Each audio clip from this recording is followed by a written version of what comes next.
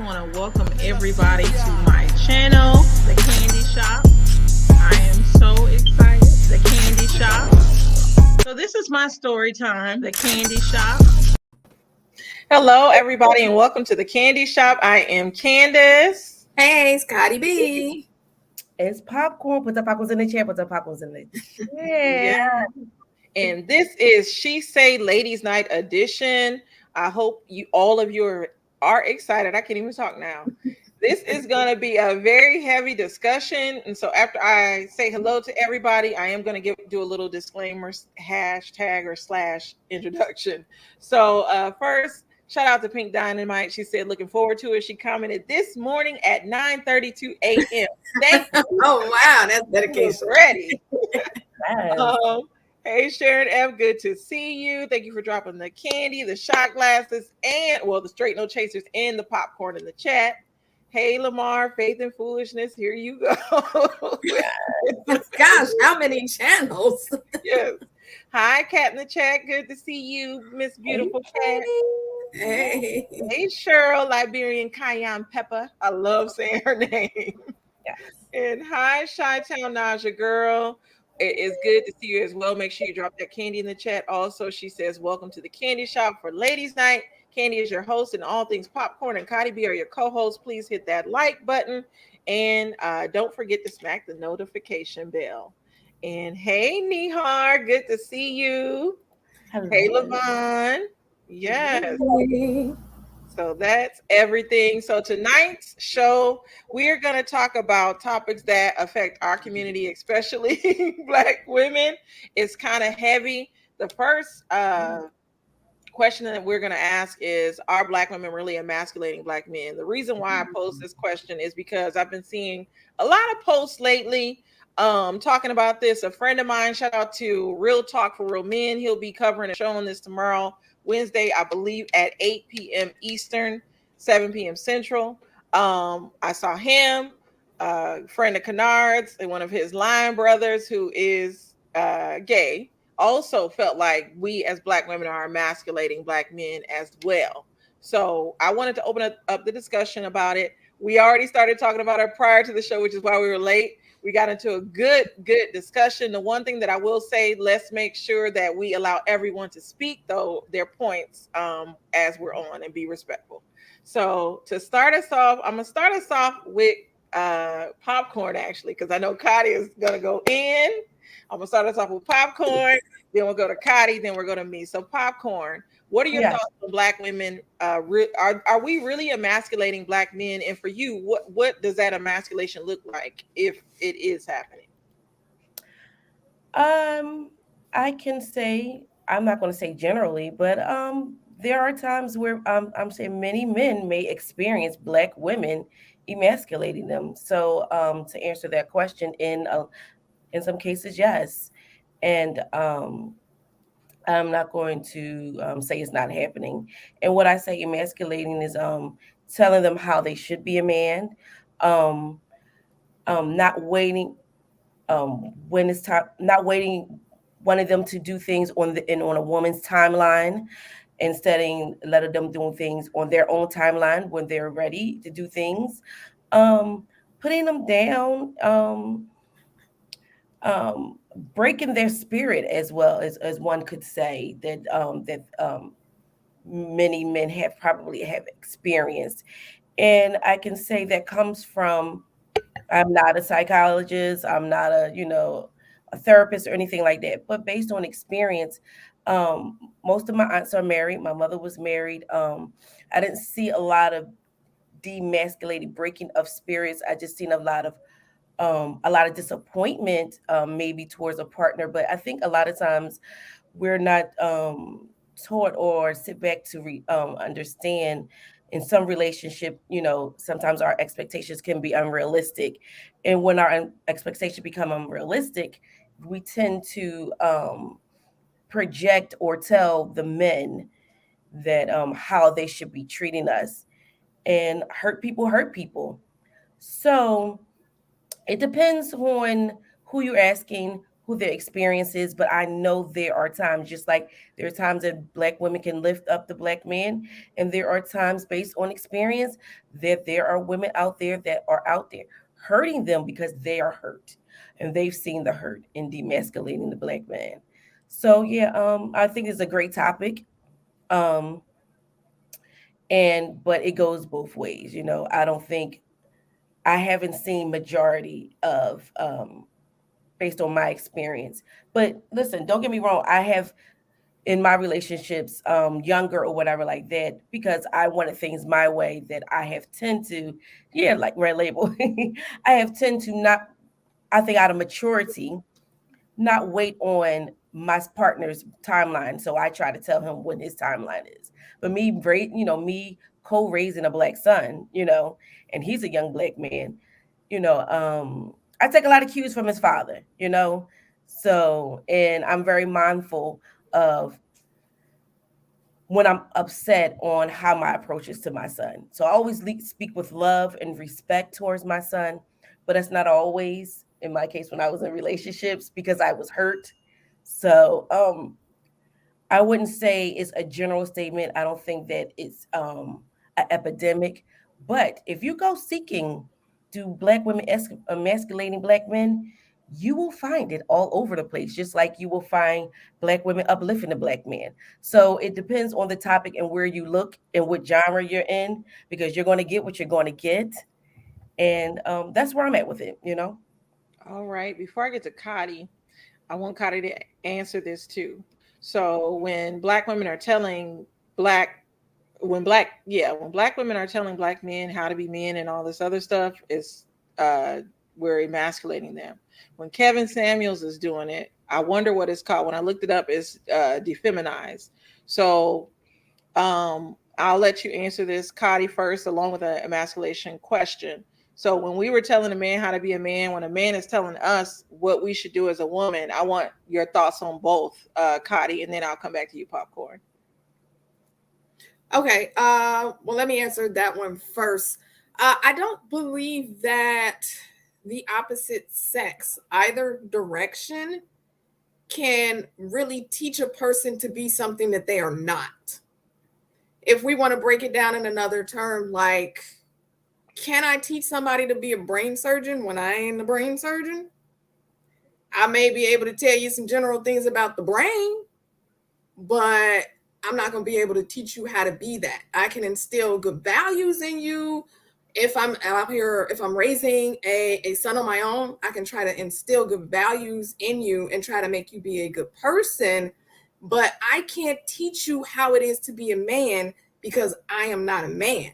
And on the other side, a man cannot teach a woman how to be a woman because he's not a woman. He can instill good values in a woman. We can teach the opposite sex what we like, or hey, women like this, hey, men like this, but that's just teaching them maybe some preferences, but that's not teaching them how to be the adult version of that child on either side. Yeah, let me piggyback off of that. That was a great point that you made, Khadi. Um, when I let me piggyback on let me body roll off of that. When I, like I said, me raising my son, I can't really Did you teach freeze him my how, point? huh? Oh, she Oh, didn't you freeze for me. froze. Oh, she Uh, didn't? Oh, my bad. Me raising my son is a representation of what kind of woman that he may or may see. So if so so I can't really teach him, demasculate, but I can show him what demasculation is if I choose to be, if I'm toxic, if I'm hurt. So I will trickle down that hurt onto him and try to break who he is. So to that point that you were saying that we can't teach the opposite sex how to be something they're not, we can show them a representation of something too as well. So if I'm that toxic mother and all he hear me do is put down a man and put down all men or whatever like that, and have, then he will see that that's the type of woman I'm usually the first guide of a woman that he will see. If I'm always yelling, then there's a tip. Then he will most likely he will think that most black women always yell, or curse or something like that, or raise their voice. For a number of examples. So I think that's the point I wanted to make when you say that we can't teach them, but we can show them a representation that they can say, based on growing up, all I know is black women to do this, blah blah blah, from their mother, their aunt, and their sister. So I think it kind of starts at home as well as anything else. So, and I don't try to, I think I'm strong, but I really don't try to impede on.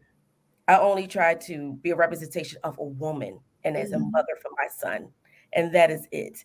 Because I don't want to raise him to be like, so you can't be out here doing this to women, boom, boom, boom. All I can say, when this happens, when a man do this is sometimes how a woman feels. Now he gonna do whatever he want to do, and it's still how he is. But I don't want to be that black mom trying to be strong and try to raise, because I seem like sometimes a lot of a lot of black mothers, single black mothers, teach their sons, right, try to raise their sons to be black women. And I'm not saying like a woman, but trickle down their intimates on there where Mhm. they do need that man to guide them a little way. And Kevin Samuels, I just think he just have a niche on things. I don't really, I mean, so he be having some points, but he just have a niche.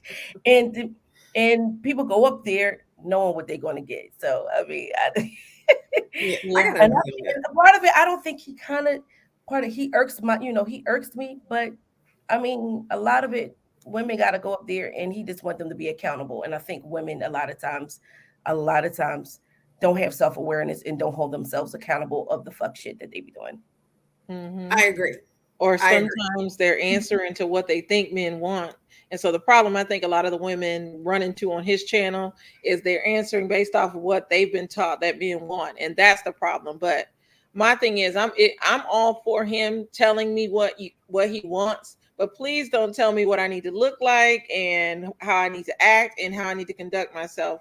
I'm gonna get on a soapbox just for a second, a soapbox. So to me, Kevin Samuels, the thing that I find problematic with him is that in the people that he's talking to, there's no room for error.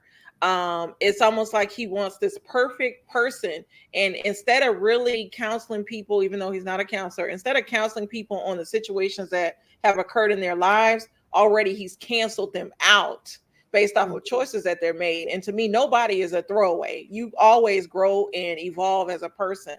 And so it's just, he's a hot subject. I thought about talking about him tonight and adding him as a topic, but we can save that for another night because I can go on and on about him. As for emasculating, I really want black men, the black men that are saying this, that we as black women as a collective are emasculating them. I want examples because it's a lot of us out here that love our black men. I call Mhm. myself, I'm a self-proclaimed womanist, but I still respect my husband. But I can support, that's like saying, as a black person, just because I love being black, I can't be respectful to another race. So as a woman, I can still uplift and love myself, but also support my man. I know my part and my role. And when I speak out, if I feel like I'm disrespected, I don't feel like I'm emasculating him by speaking my opinion or speaking out. Mhm. But I feel like at times by black men, when we do say how we feel, they're not ready to hear it, and automatically is, oh, we've emasculated you. And we, prior to this show, we all were talking about the color purple and the Bible, so it got pretty deep. um yeah, it's a lot. I'm gonna go to some of these comments. So Cheryl said that she teaches her sons the women's part and their dad teaches them the men part, and I agree.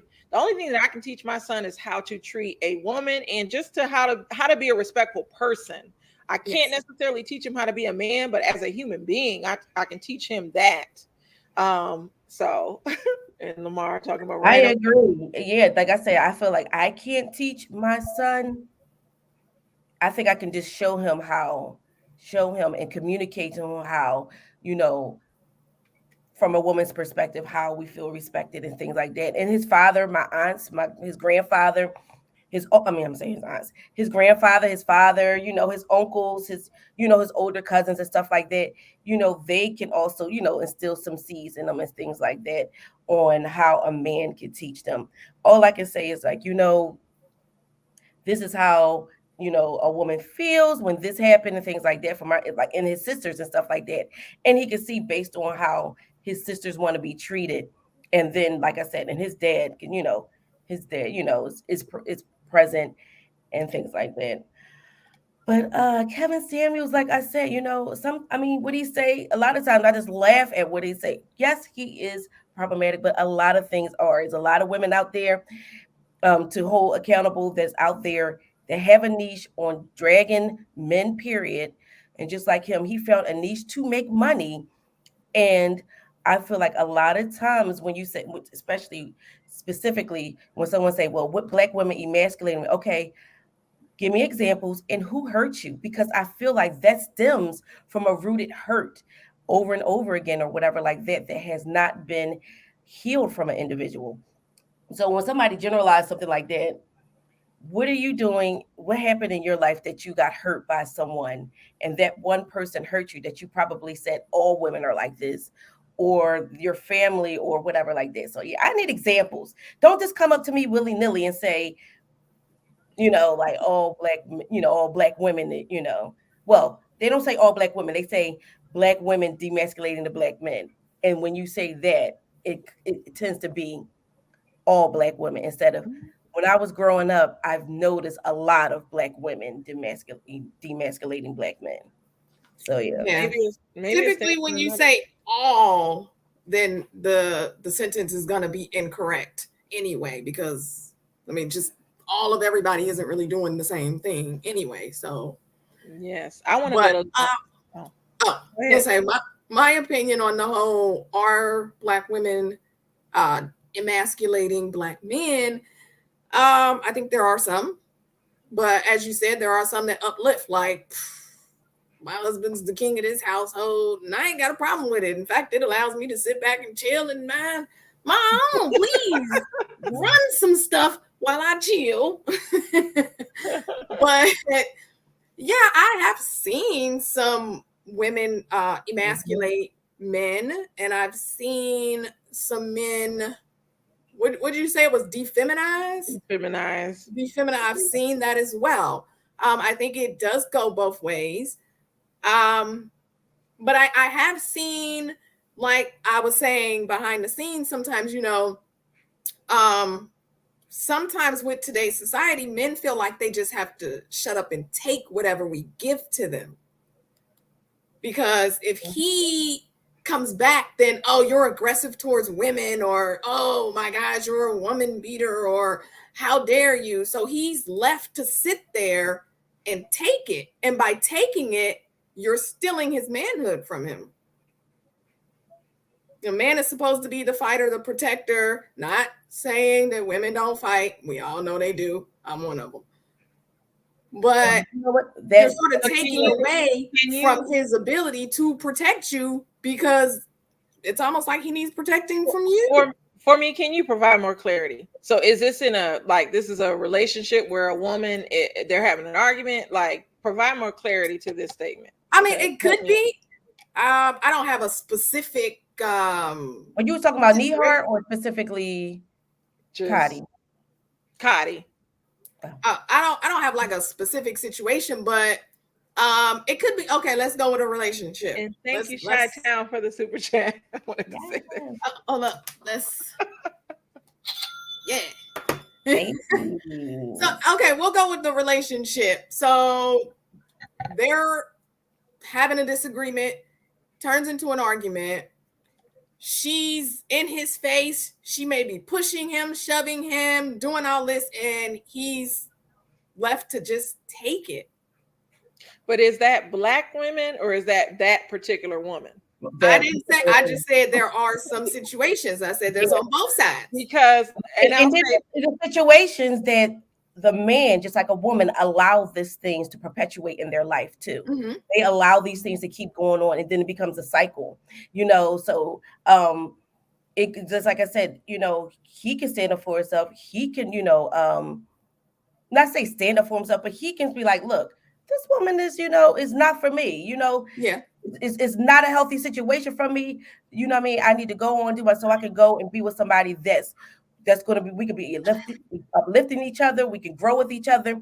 And a lot of times, some people, individuals, they stay in these situations and they don't grow. They stay stagnant emotionally, physically, and everything like that. And and which is sad. Not to mention, men aren't believed if they call the Oh, cops. Of And course, they don't have any, like, they're not believed. And oftentimes they'll even laugh at them, like, oh my God, I can't believe you got beat up by her. Or, so I mean, look at that's Lionel another Richie. He was point. getting his ass beat. Lionel Richie was getting his ass beat. But I feel like, and I don't know if it's a man and woman thing, because if that's the case, of course, white men aren't believed as well.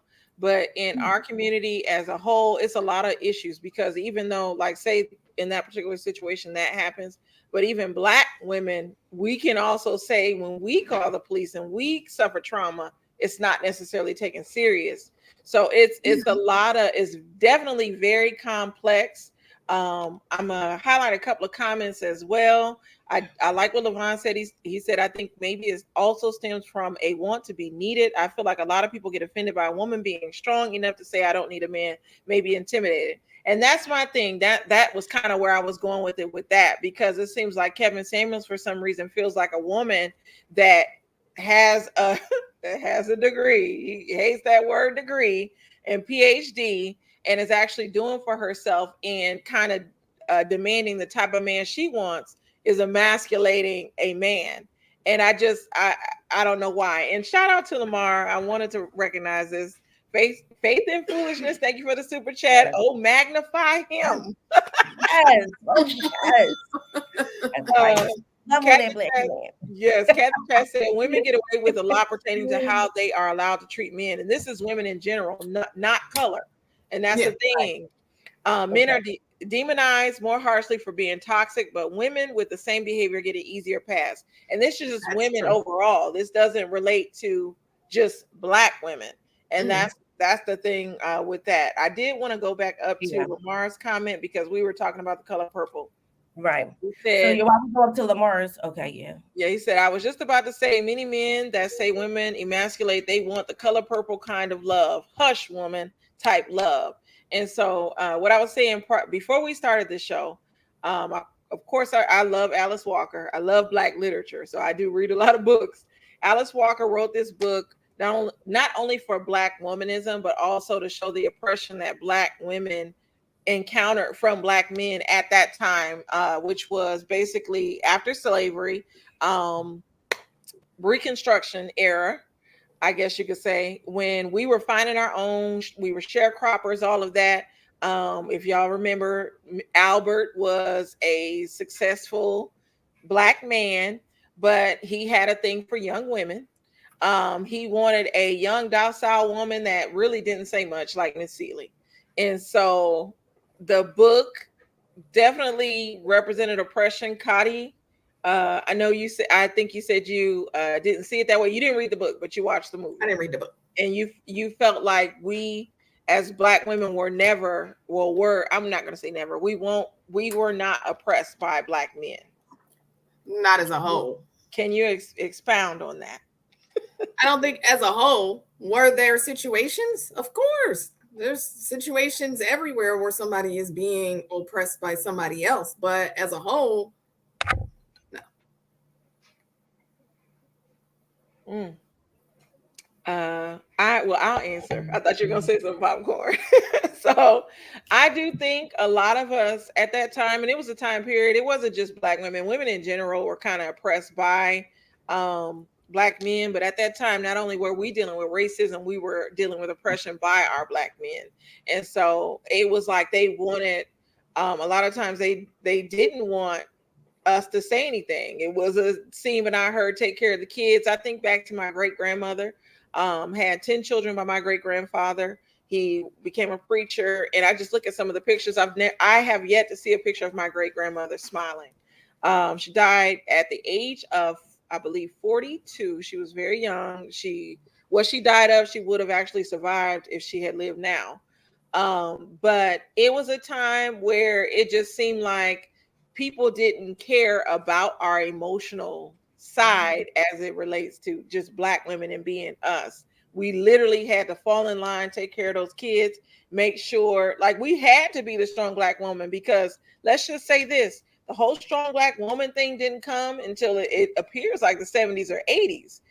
Because prior to that, a lot of us were married to our men, and we were being those docile wives and still dealing with racism and all of that. So I know I just dumped a whole lot on the conversation, Yes, but yes, yes. what are y'all So thoughts? let me chime in. First, I want to say thank you to Chi-Town Logic Girl for, putting some kernels in my cash app. Thank you for the kernels in there. I appreciate you, boo. Thank you. So you know what? I'm going to, like I said, I'm going to go ahead and body roll off the whole Alice Walker and the women being demasculating, just like when we had prior conversation to going live. Um, this is my perspective of it all.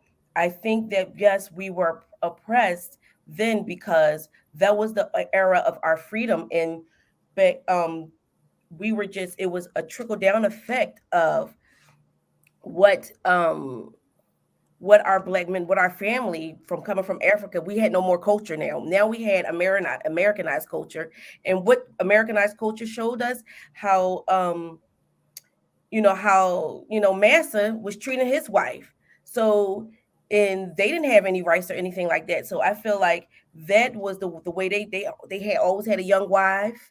They always the wives that they just stayed home, they took care of the kids, they shut up or whatever like that. So I think that them seeing us when we became more free, I felt like that assimilated down to our men as we gain our freedom. That's just based on my opinion on that, how they saw how master treated their wives. That's just I have a whole bunch of thoughts in my head. I'm so sorry.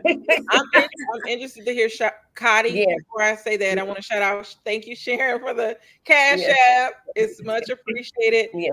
Shy And Town, if you can you drop the ladies' cash apps in the chat? yeah. Yeah, And I'd also like to say thank you, Sharon, for the cash app as yeah, well. yeah. The Because support. because Americanized culture, when we came over here was, you know what, um, we marry, you have the babies, you shut up and mammy take care of the baby, and that's it. You go and have your tea with your friends, but you stay in the back, you don't be seen, you be hurt, and you only can speak up when you need to be polished for at dinner time when Master have his other friends over and things like that. So I kind of think that a part of like what Alice Walker, that experience of the black men demasculating women was is based on that family story, that era, because a lot of times what they seen was marry young, have your children, stay in the house, I'll bring home the bread. And then there was a shift later on, because don't forget, we didn't have any rights. Mhm. The husband could go into the and say, you know what, my wife is crazy, and then they will institutionalize you. And then it became a shift somewhere, I believe like in the 60s or something like that, when women started having rights. And now it's not a balance anymore. Now they automatically, 9 times out of 10, automatically believe the woman. The woman can say, yeah, he put his paws on me. Now, well, up until probably like 10 years ago, now you both can go to jail. But I'm just saying, like, there was a time where we weren't heard at all.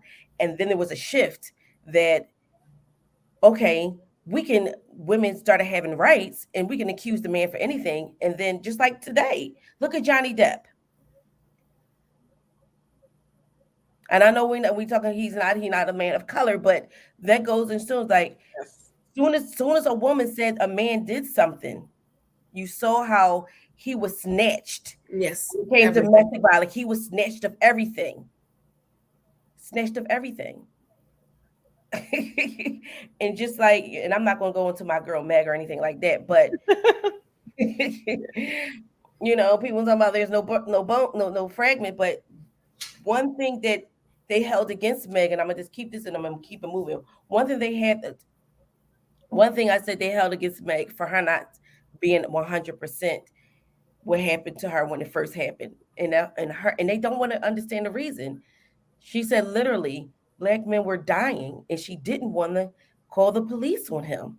She didn't want to tell them that he did it because literally, and I I believe remember that. Yeah, I believed it too because at that time we had to deal there was with George Floyd and George all that stuff Floyd. going on. Yes. Absolutely.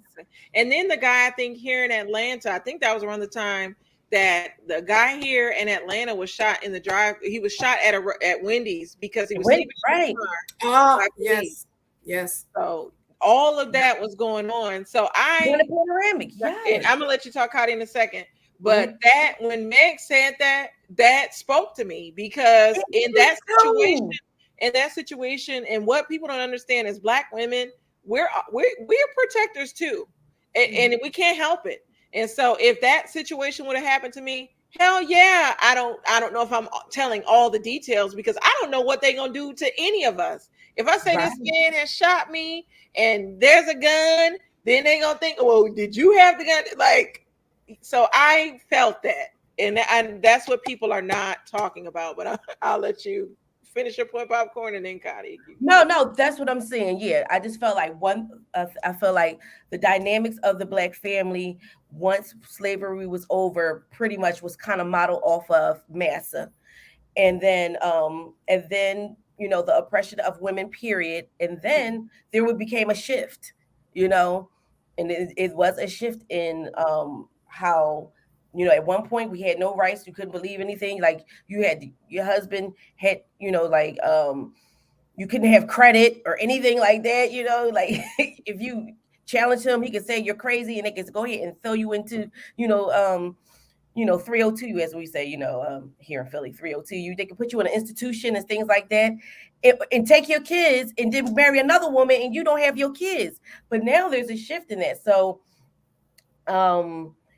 I think that, and a lot of times back to, and I'm wrapping this up, what Meg said, because we see what the system does to our men.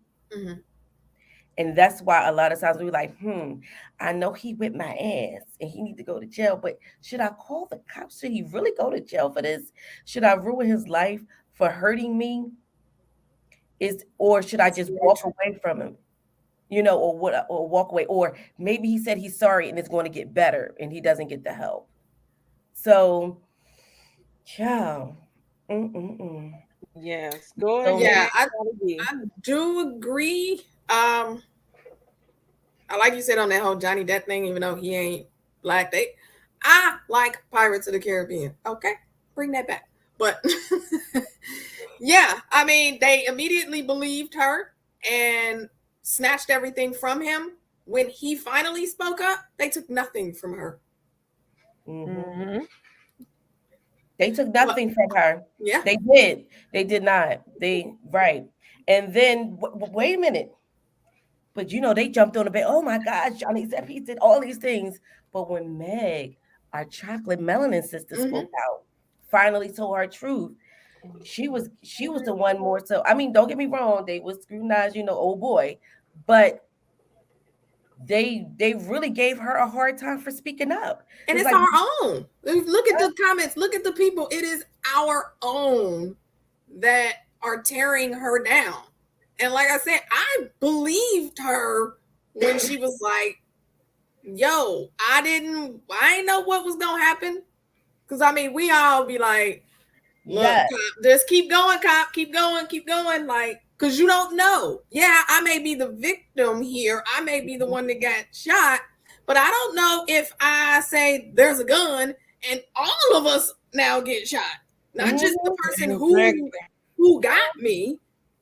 I might go down too. So I can completely understand why in that immediate circumstance, she would be like, yo, it was glass.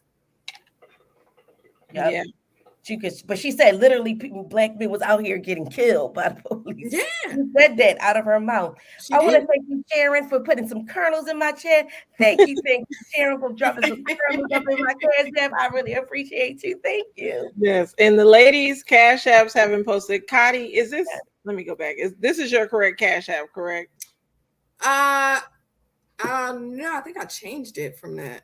Okay. So Send it to, well, I post can it put in it the in too post Yeah. it because in I'm the a chat. mod. I And was don't trying to. forget, there was an era when the black family was strong, and then it stopped. And then one of the reasons why, um, one of many reasons why, is because when when the family needed government assistance, Yeah. Well, that the was them husband, trying to break up our households. they did, because the men couldn't. They literally used to come in there and see if they saw men's shoes, See, clothes, all My that. my favorite movie is Claudine with Diane Carroll and what's the actor? He's still alive, Mufasa, James Earl Jones. James Earl Jones. Yep. Yes, I love Claudine because he started dating, when James Earl Jones's character started dating Diane Carroll, uh, Claudine, the welfare lady came and they played Gladys Knight's Mr. Welfare. That song, I love that song. I love Yep. the soundtrack too. And they had to hide everything, and then they found him there. And then towards the end of the movie, James Earl Jones and Claudine, well, Diane Carroll went down to the welfare office and they were like, fraud. They were beating on all the tables because the system is not set up for us to win it. And once we got our civil rights, because my husband will say this, and I sometimes disagree with him, but my husband feels like we were in a better place prior When we were to. segregated. When we Yes. were segregated. But the thing is, though, and I'm one of those people. Yes, we were segregated and we had our own, but it was not equal. They weren't giving us the same things that they were providing for themselves. Plus, and especially in their America, and that's the idea that I think that most of us forget. We already come from having nothing. So I'm not going to be satisfied with the little, don't throw me some scraps. No, I need to be exactly where you are in a country that's supposed to be set up for me. If y'all are saying equal, it needs to be equal.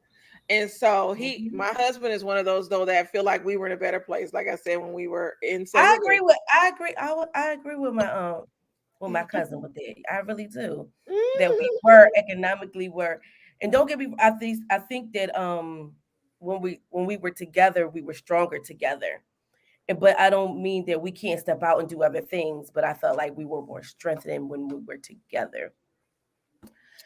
Yeah. Yeah, yeah, And yeah. I agree with that. that Yeah. leads us to the next topic. Yeah, and well, before I get there, another thing, we can have societies that run, but they like to break us up. One thing that has always gotten to me, and they covered it on Lovecraft Country, is the damn Tulsa riots.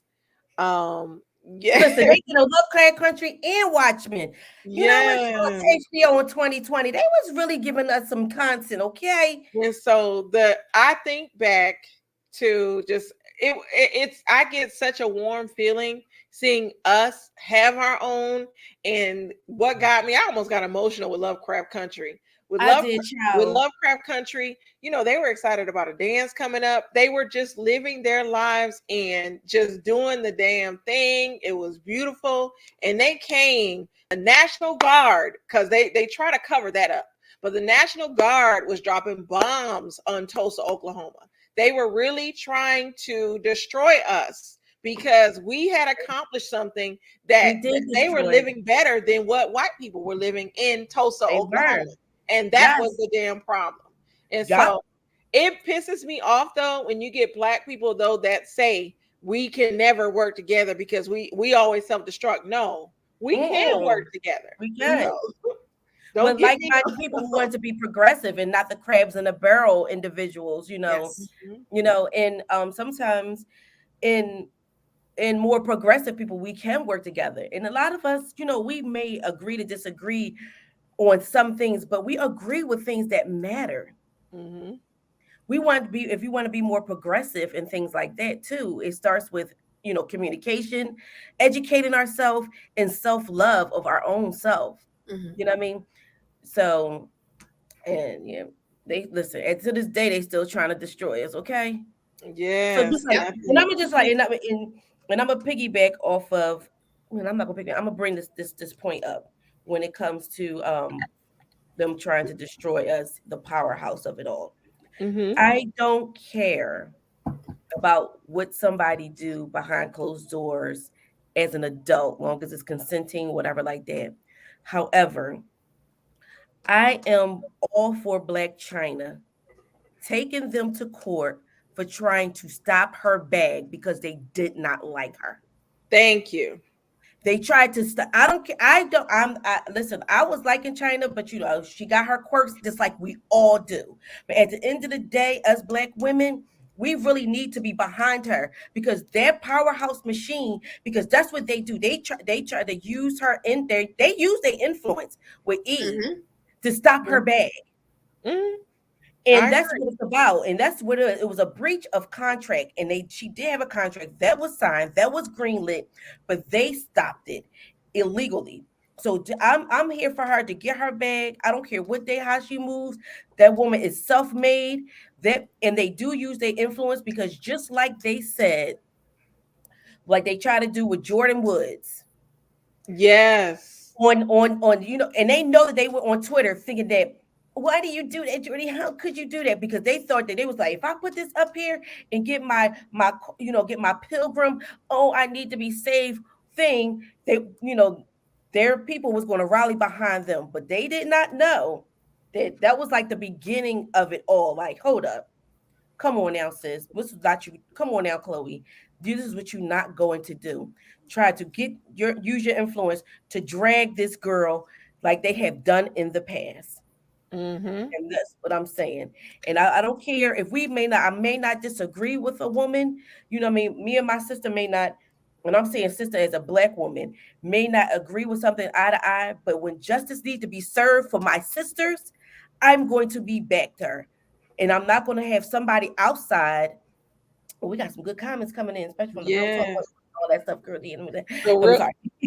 real talk. I have to look up Mason, Tennessee. I never heard of it. So they're the new Black Wall Street. If they need some money, I I'm ain't no never either. donating. I don't mind Right. giving money to a community that's thriving and trying to grow and investing in their businesses. So me, Kennard, we may visit Mason, Tennessee to There you shop. go. Okay. All right. Road trip. Yes, Road trip. because we're See, not like I that say, far. it's like just like when our Supreme Court justice, I don't care. She may be married to, what I mean, to a pilgrim or whatever like that. You know what I'm saying? But that don't give the right. That's still our Black woman. She was still the only one out of the history of all of the Supreme Court that actually have a judicial, experience. Mm-hmm. Hmm. They Yes. did not have a right to sit up there and try to talk her down like that. I'm in support of her too. Yes. Hmm. And Listen, shout out to my husband. He's from Tuskegee, Alabama, wait a where minute, I went to that's my school. cousin. That's Real Talk 101. Yes. So he has two pages. This Oh, page, okay. I don't think he has any content. He was supposed to be Okay. coming with real content, but he hasn't started it. But if you Okay. want to subscribe, make sure you subscribe to his other channel. Is it all about Auburn? Oh, it's Vernon Speaks Sports. I'm Yeah, sorry. Bernie I'm speaks. like one of them grandmamas, like, no, what is it? But subscribe to Vernon Speaks Sports if you want to talk college football, SEC, Auburn University. This channel, I don't think you don't have any content on it, but it's just his other channel where he comments Right. stuff. But thank you. He's a product of Tuskegee. They did have a thriving Black community. They still do now. I shout out to the city of Tuskegee when I was a student there. The whole reason why I attended there was because they welcomed me as a student with open arms. I took a Black college tour, and that Mhm. particular city stood out to me because they actually cared about the young people in their community. So shout out to Tuskegee. Shout out Um, to them. Yes. yes, I'm just going through these, and I'm sorry, y'all, if I Mhm. don't recognize them It's all. just like Nihar said the Smiths shut that down, which the Kardashians didn't bank on that. What did the they Smith? did. Oh, about the When other she went to Red Table Talk. girl. Mm-hmm. Yeah. When you went to Red Table Talk. And I'm glad. Yeah. Yes. Yes, and make sure everybody takes a road trip to Mason, Tennessee. We're gonna buy black, so we need to do a YouTube group trip. Yes, we Um, do. Exactly. I'm here for it. Huge shout out to Mason, Tennessee. Pure. yes, yes. Yes. Please, I think Yeah, this is my that's a good husband's. joint right there. Yes. Oh, So and yeah, that's thank what I you, was and saying. yeah, good to see you. So let's go to the next topic because we stayed on this one for a long time. The next topic was why is there a war between black men and women? This kind of goes into everything that we've been talking about. Yeah, it's pretty much, yeah, it goes, yeah, yeah. I just feel like it's a vicious circle of hurt people hurt people. We Mhm. can, just like we can see there's a war between black women, we can see the harmony between it all too. Um, I think um I think we need to strengthen ourselves. I think um I think we need to strengthen ourselves, be more healthy of ourselves so that we don't take our traumas to each other. And but I just feel like, I mean, I think it's like mutually exclusive to what we were talking about already. Like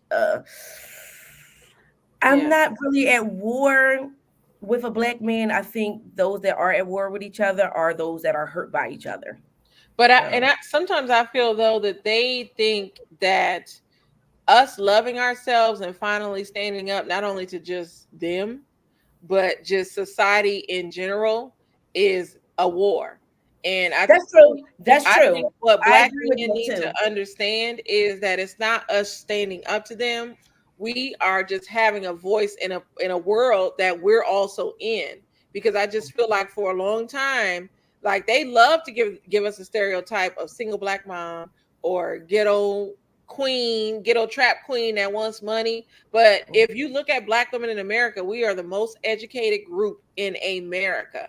And we're ones that are in these organizations that are contributing to helping Mhm, our community, all of that, but that mhm. does not get recognized. Oh, and we're also in the black church. We're the ones that's really holding up the black church. You know the Okay. mothers of the church be holding that church up. You know what I'm saying? Exactly. That's right. Yup, with those cankles and everything. That's right. but Mm-hmm. But for some reason, it's this war. And the reason why I say war, which right now is so crazy, the manosphere sector of YouTube is now falling apart. Oh, it is. From the Because it scammers, was a fresh niche. It wasn't nothing. My bun is falling apart. yeah, Sorry, from y'all. the scammers, fresh and fit to Uh, Kevin Samuels, who was never really manosphere, they latched on to him. Mhm. They turned on him because Kevin has made it.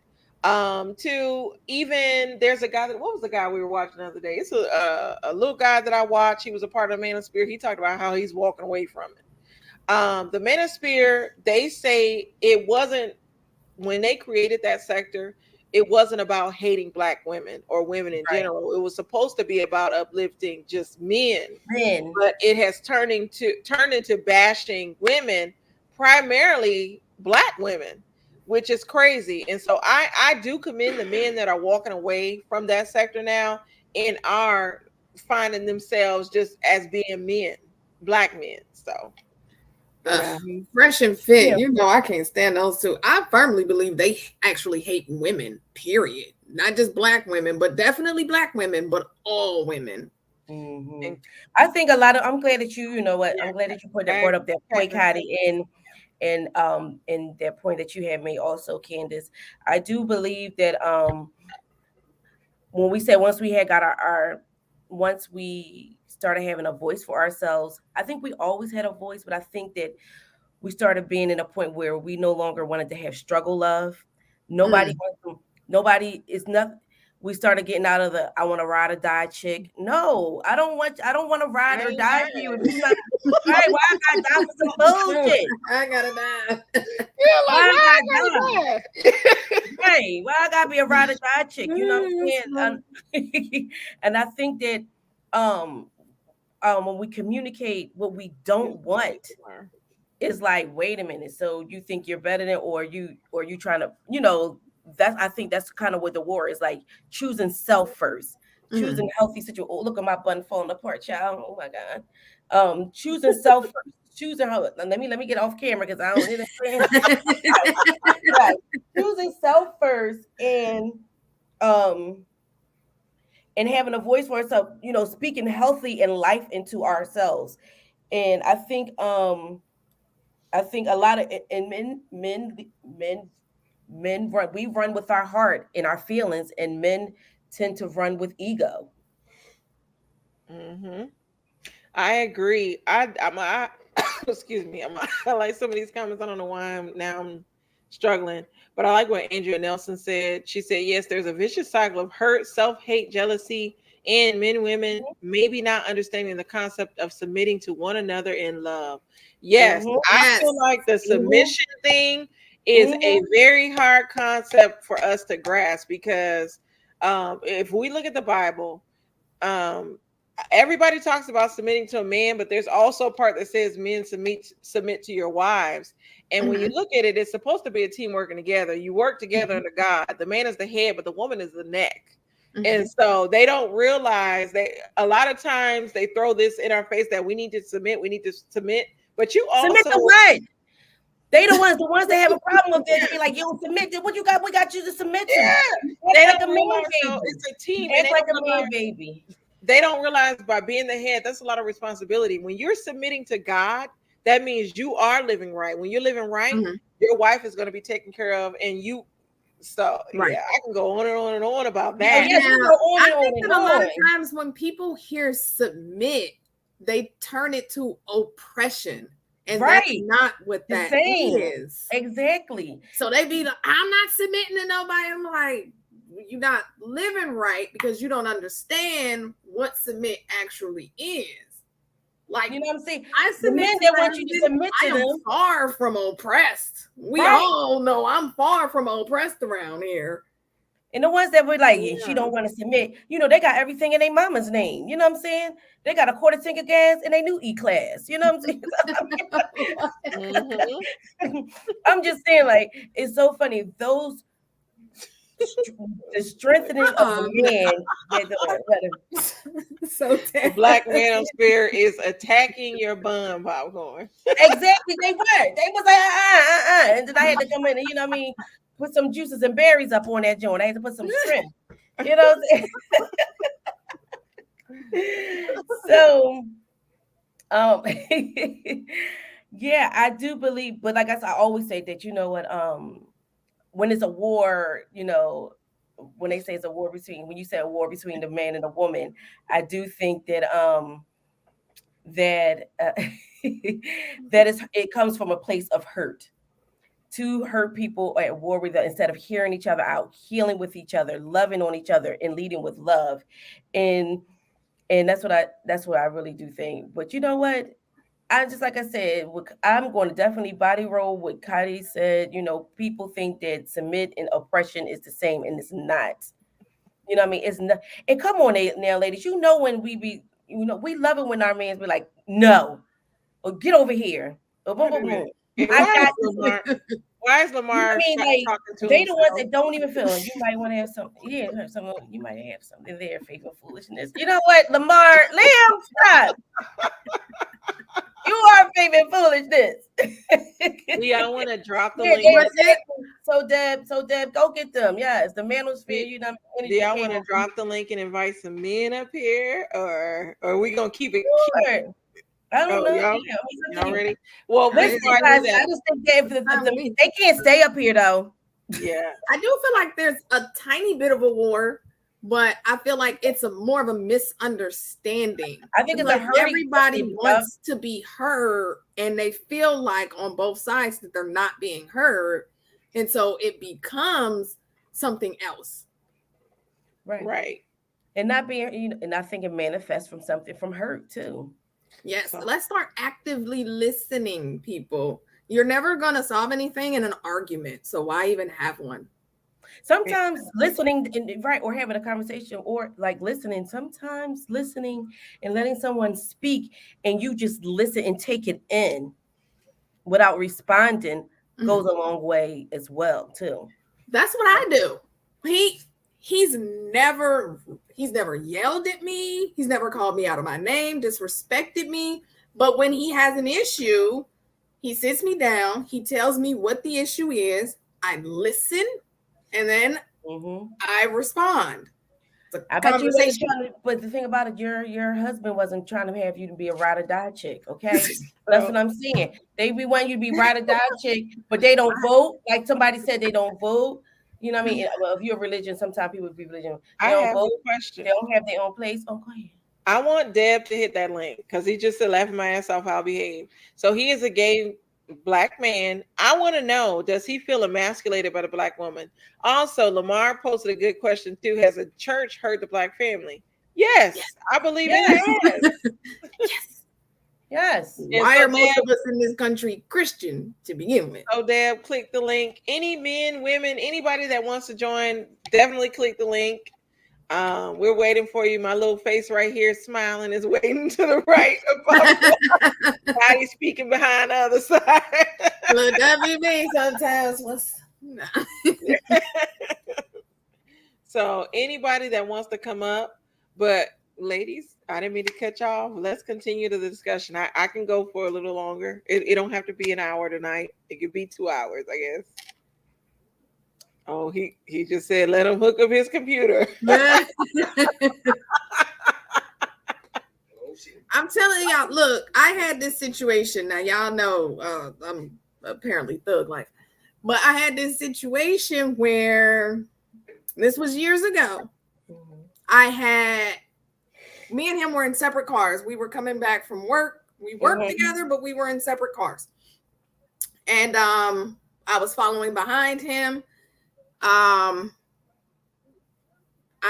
got out of my lane and got like in front of this lady, but I didn't cut her off.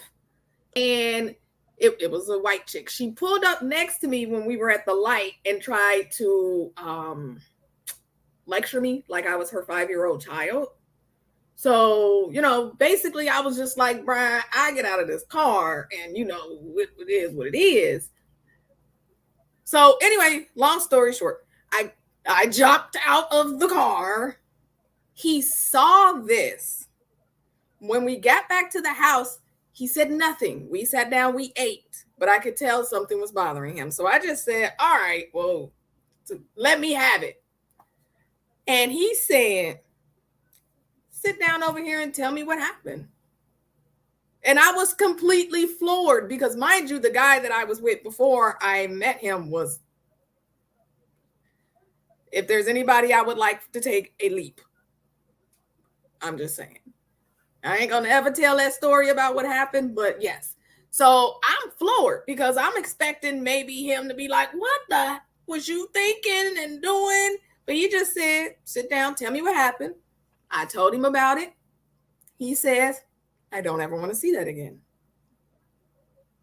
And I said, okay.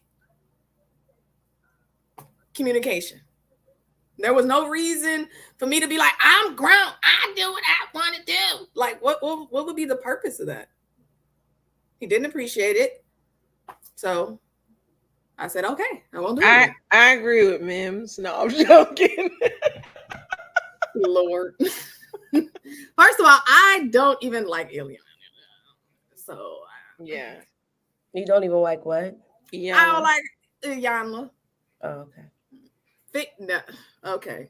So I have a question because I was paying attention to the comments and trying to figure out what's going on over here. So basically, it was a situation where you said you didn't, you communicated or whatever, and you didn't react like what he would have expected you to react. No, he didn't react the way that I expected based off of a previous relationship.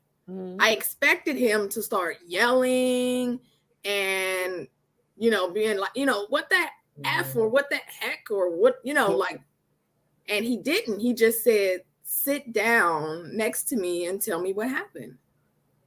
So exactly. So he was the leader in that moment and then he allowed you to speak. But what do we do in situations where the man does react and then when we respond in kind, we're told to sit down? See, I don't think that the tearing down of a partner, the yelling, the screaming, I don't think any of that is healthy in a relationship. Right. What if it's not about tearing down? What if it's just I'm gonna communication style? Yeah, the communication style.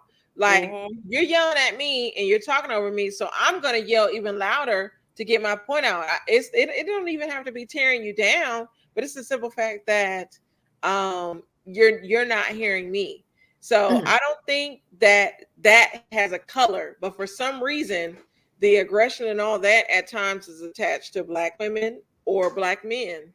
And so What are we doing? I don't think I don't think that's a healthy form of communication to be yelling at each other. I think Even that if you're comes not with tearing each other Amen. down, because nobody's listening when you're yelling. Now I'm offended. Now I'm defensive. Now I want to fight back. And what if you're dealing with a partner that is yelling and you don't yell, you really listen, but they feel like you're being condescending by not reacting. Well, then they don't know you. That's where the dating process comes when you what gather if data, maybe. what if they've been with you for a long time and you've been married and they feel like Okay. you are condescending, or what's the other term where I forgot the term, but there's a term that they What, feel like passive aggressive?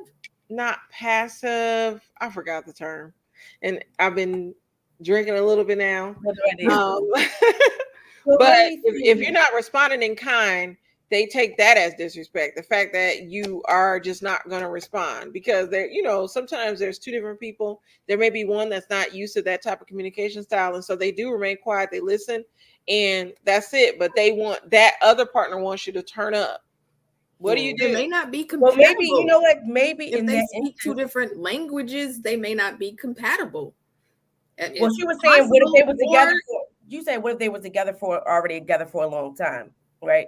A lot of times, yeah. So if they were together for a lot of times, maybe there was a dynamic, there was a shift because before there was an argument or there was a disagreement or something happened previously that was not handled before, and now they take that and like, well, when you were, I don't do that no more because every time I do that because you be condescending because that time back 2 years ago when we was at Kentucky Fried Chicken and you but with it. I'm just saying that for an example, like a lot of times when we don't communicate right then and there, or not right then and there, but around the time when something happened of how it hurts, then people drag that on and then they use that to hold up against you.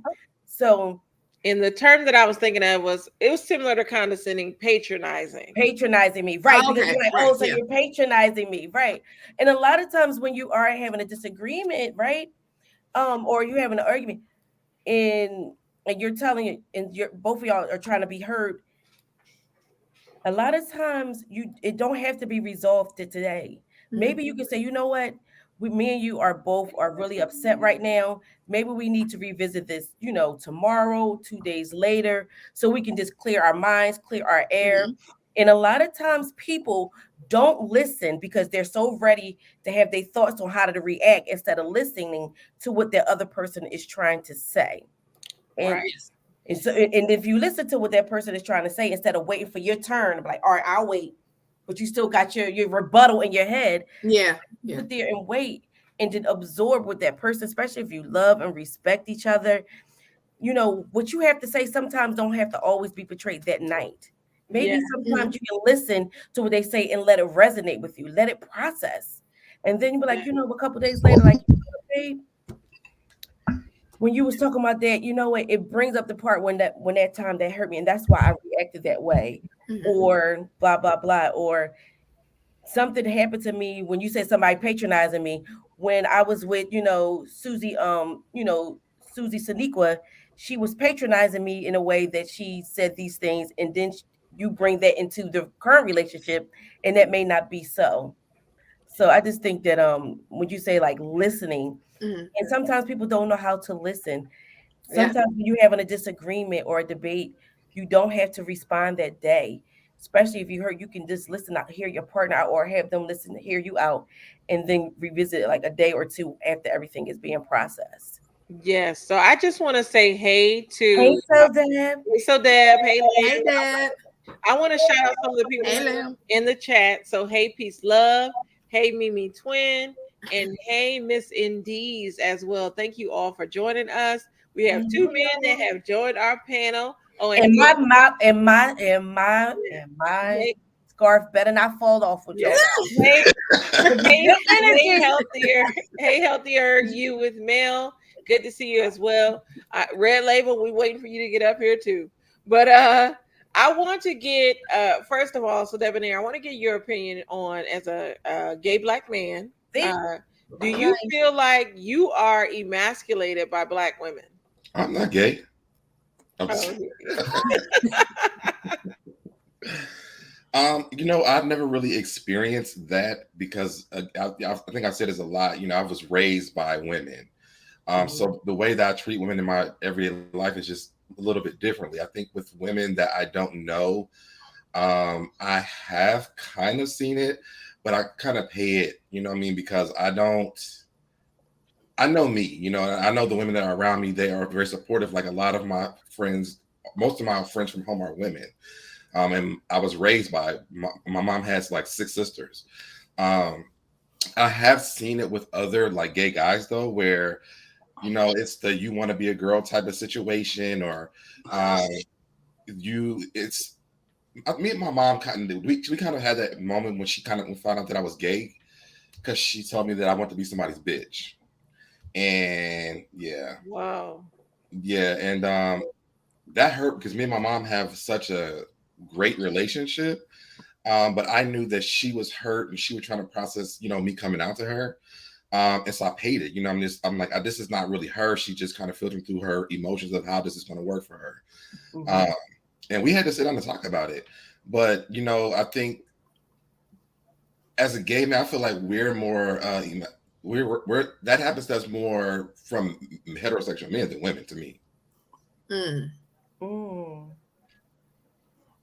But the reason why I ask this question was posed by a gay Black man on Facebook that he posted to Sheena Arnold, Mm. and he felt like Black women were emasculating Black men, and I just find I was very interested to see how he felt emasculated.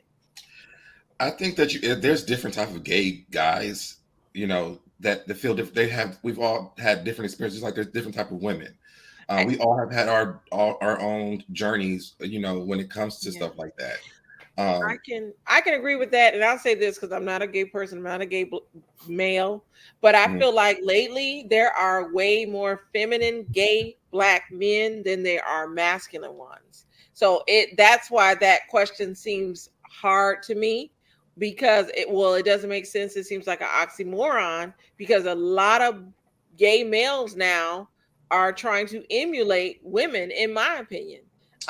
It's very rare that you find a man like yourself. You seem more like a masculine gay male that is, well, gay man that is a man first, and gay is your sexuality.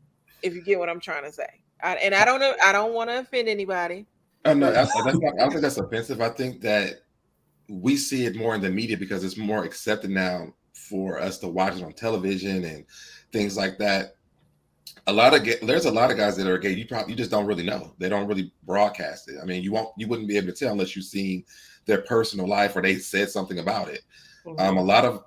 I mean, this is a conversation that's happened all the time. When I go to work, do I disclose, my sexuality at work? And a lot of guys are like, at work, I'm me. I'm not about to discuss my relationships outside of work. I'm here for work and that's it. If we become friends or whatever, there's a lot of guys that still do not disclose that because that's personal. That's something that you really have to work to get into some people's lives. For me, I really don't care. I mean, because to me, I feel like I've hid my entire life. Listen, you got who I am now. So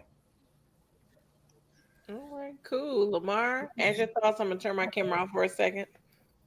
What's the I think that being emasculated can sometimes be confused with insecurity.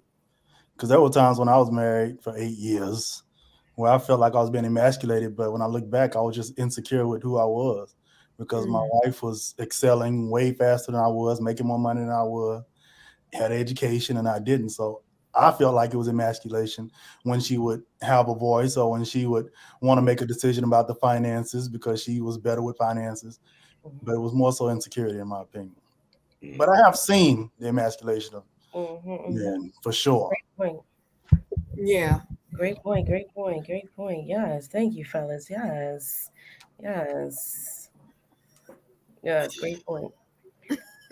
Yes. Any comments you lady want to have? Yes. Or Well, have? Andrea Harvey said, when I met my husband 15 years Yes. ago, he did not know how to communicate with me. I had to express to him how important communication is in any relationship, and he agreed to work on our communication. Yeah, and Yes. I think a lot of times we both have to be accountable for who we are and the parts that we play. Mm, And mhm. that's where we're running into an issue like right now, even as black women and black men. So yeah, I came back because it had gotten quiet. Oh yeah. Oh no, I was reading as I thought that somebody But was going to I chime in, but I definitely agree. And I agree it's with so Andrea funny, Harvey. Renee. I did want to comment on that church comment though. I do think Yeah. that the church has done us a disservice as black people, period, altogether. One, because we know that it was made by white people, and even they're not even following the rules of that anymore. They're not as strict on their families as black people are with that church stuff. That's why you see this new generation, they're not going, because it's basically like a jail within yourself when you practice that. Now, do we believe in God? Yes, absolutely. But the teachings of the Bible just are not, and however they describe them or they preach them to you, it's that person's interpretation. But the Bible also tells you to study to show yourself approved. And if that's what if you want to do that, and I'm reading to study for to make sure that I'm abiding by those rules. If I'm following that, what my pastor preaches is not always how I'm going to read that text. Right. And I think that people use that Bible just like white people did to control black people. Then the black people got it, and the men started using it to control their families and the women in their families or whatever. And then now they're doing, they did it with the LGBT community. Like, it just trickles down, and the black people are still stuck in this Bible. And honestly, I feel like it was the worst thing to happen to black people. Okay. I'm gonna throw on my faith and foolishness hat, Master Prophet Levi T. I ain't gonna do the voice. I promise. I was about to do the voice. No, I agree with Deb 100% on that. I agree with you too. I agree with that too. Yeah. A part of it, I think, remember me and you had that conversation. I feel like sometimes the church stagnate people growth as developmentally as a human being because of all the limitations that they put on there, all the man-made rules that they had added to it, and to control them. So a lot of times people can't grow beyond what they said on there. And I think and first I just want to acknowledge that I'm sorry that you felt hurt when your mom said that. But I'm glad that you had moved past that. So that yeah. My mom had a hard time, and I mean, right. again, she's a pastor. And your mom was in the church too, right? She's a pastor. Yeah, she's been Yeah, a she was pastor. a pastor too, right? And then the thing about it is that instead of them, they always talk about what would Jesus do? Well, we've known Jesus led with love. You know what I'm saying? He led with love. So a lot of times, what the church have done when it comes to like homosexuality, is like your abomination. And there's a disappointment. So instead of like, hey, this is a human being, this is my loved one. They love God too, and a lot of it, I do think that I love the Lord and everything like that, but I do believe that the Black church have definitely hurt our Black family a lot. Praise God, they absolutely have. Yes, and exactly, because I'd be over at Faith and Foolishness over on that channel. You sure do. I do have a question though. You say your mom's a pastor. Maybe you know this, or maybe y'all on the panel. I don't know the Bible that well unless I'm on Faith and Foolishness. But at face value, does it not put the woman behind the man? Yes, Yes, we talked about this behind the scenes. That's why we were a little late, because we were talking about the Bible. So my thought process is Christianity, excuse me, in the Bible itself was interpreted or whatever in a way to weaponize. And I feel like it was weaponized against us as a people when it really even wasn't our religion. And so they use it in slavery. We look at Nat Turner. We look at how it does women as well. If you look at the Bible, it uplifts white men. White superiority. So, and I'm sorry if I offend anybody, but it's a deep discussion. I want to see what Khadi thinks. Yeah, I don't think it's about offending. Khadi has been quiet though. I want to hear what I think it's not about offending. I think it's your perspective on things, and and that's how it is. And so yeah. And they say Khadi, that the King James version is supposed to be the best It's just the version. updated. It's the most updated version. I mean, they have taken so many books out of the Bible from up until then that, I mean, honestly, we're not even really reading the Bible because there's so much missing from the Bible. Yeah, because I heard there was an Adam and Eve before Adam and Eve. Yeah, Like yeah. I read some stuff about that. These were Yeah. books that were taken out of the Bible. and there was a lot of incest transpiring too. Yes. But You know what?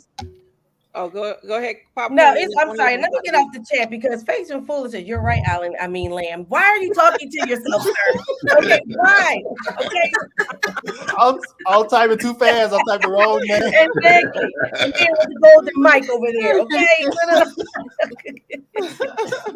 But Miss Khadi B, what do you have to say? And I'm gonna turn my camera off for a second. Oh, I mean, the Bible, yes, the Bible was one of the worst things that happened to the Black community. It was a stolen book. It was rewritten to suit the white man's purposes. Mhm. And like Deb said, many books were taken out of it, which is why it doesn't exactly make a lot of sense in some places. Right. And I often wonder why Black Americans are even Christian in this country. Good praise. I almost felt something right there. I agree. I question that all the time. And I used to be deep in the church. I used to be a preacher and minister, all this stuff from like 16, 17 years old. I was deep in it. And then I realized there's some idiots in here. And this makes zero sense to me. So I'm with Oh, you. yeah. Well, the thing about it, Most people haven't even read the Bible. They But just that's the thing, go like- by what the pastor said. They ain't even read it from cover to Yeah. cover themselves. But you're What- gonna go by what But they really wasn't white, were they? Like the original, you know what I mean? Yeah, I think the thing that got me is that while I think there's a lot of the Bible that kind of helps you be a good moral person to some degree, depending on what your moral compass is, I guess. Mhm. But the fact that from my hometown, Corsicana County, where it's like 30,000 people, and there's literally a church on every block in the black side of town, right, the east side, Mhm. and they're run by these are churches with like 10 people, all of them, 10 to 20 people, and they're run by these old preachers that have zero education, that are supposed to be teaching you this lesson that's so Yeah. deep, but they have no education and able to even break anything down. All they're doing is reading at face Or value. live probably a whole or lot of live noise. beyond the 30,000, or probably or have lived and seen things and experienced things beyond that little town that you just. Right. I mean, the reality is that the church people don't even follow the Bible anyways. I mean, Right. they're following. Most of them are following They really the Old don't. Testament because the Bible definitely says that Jesus came to, forgive us for all of our sins. He died for them. But if he died for all the sins, then how are we still up here talking about sins and things like this? He already paid for it. Secondly, the Bible also says that he came to condemn the 10 Commandments.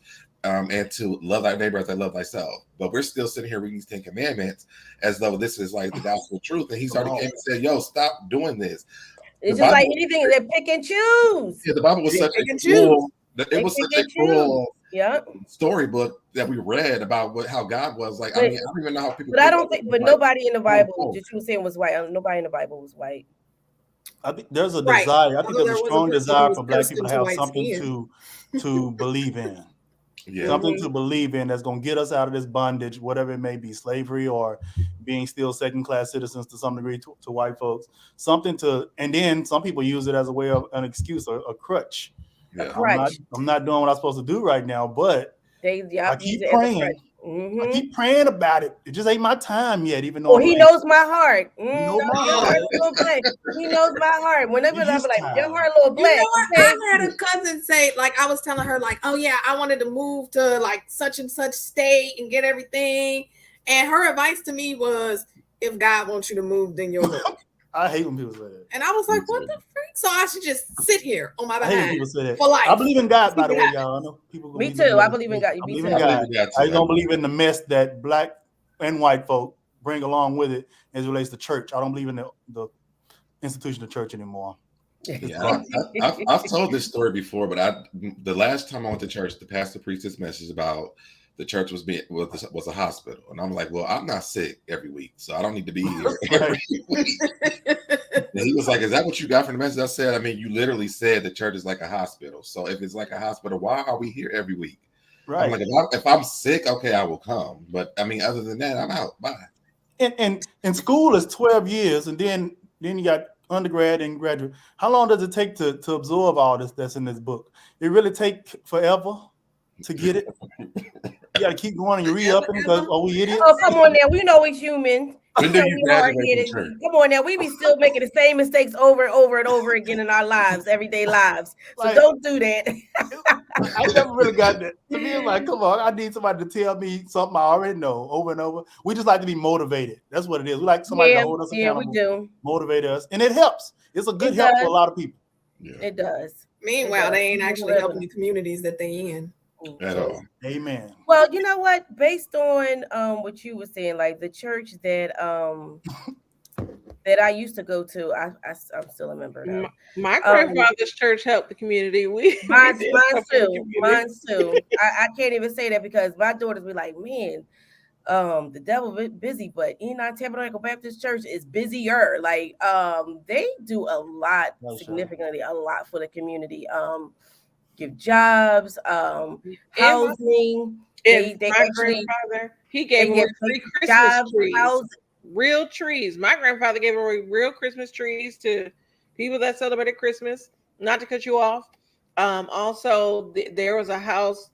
He bought 2 of the houses next to the church for families that could not afford to live in some of the public housing that was being offered. So there were things that we were doing in the community. I remember being a child, doing my duty as a Christian to help the needy. So we were out there in the community. But the thing is, though, a lot of times what we would run into, people would take our kindness for weakness. And my grandfather's church was robbed several times. He was robbed. So it was that situation. So it's like when you're trying to help, they take advantage of it and they want to hurt you. I remember, and I'm gonna get off the soapbox.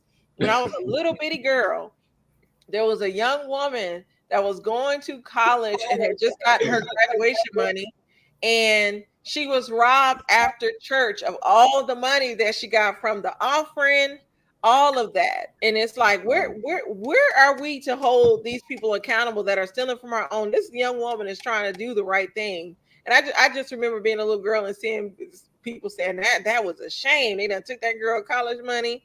So, and I think a lot of people don't trust it because of the simple fact that when you're striving for something, you're trying to do good, there's others that come and the devil is busy. That's all we pacify with. The devil is busy. It was probably somebody from the church, and the same place that teaches you that thou shalt not steal. So I mean, what are we learning? Right. And God gonna give her double for her trouble, like Faith and Foolishness said. She'll get double for her trouble. And Nihar, I hate that they stole that word Hotep, because they stole that word, which actually means like peace or something, and they completely just turned it into some sort of a strange movement. They completely jacked that word. There's nothing peaceful about Hotep. Well, real quick about the Tabernacle Baptist Church. Yes, they give out, they do jobs, they try to hold the men accountable, because older Black males don't like going to the doctors. They want to make sure that they're healthy. They make sure they do screening. They try to have a pipeline for those who come out of jail, so they can have set up for housing and work, so they won't perpetuate that same, because we already know once you have a record, it's hard for you to progress, to get anything done. They and it's a mega church. He doesn't ride around in a Bentley or anything like that. It's not the Potter's house. You know what I mean? Yes. He lives in a really nice home, but it's not like a mega house or anything like that. His and not only that, they have a lot of ministries for like to teach you how to invest, to teach you how to be home ownership, to teach you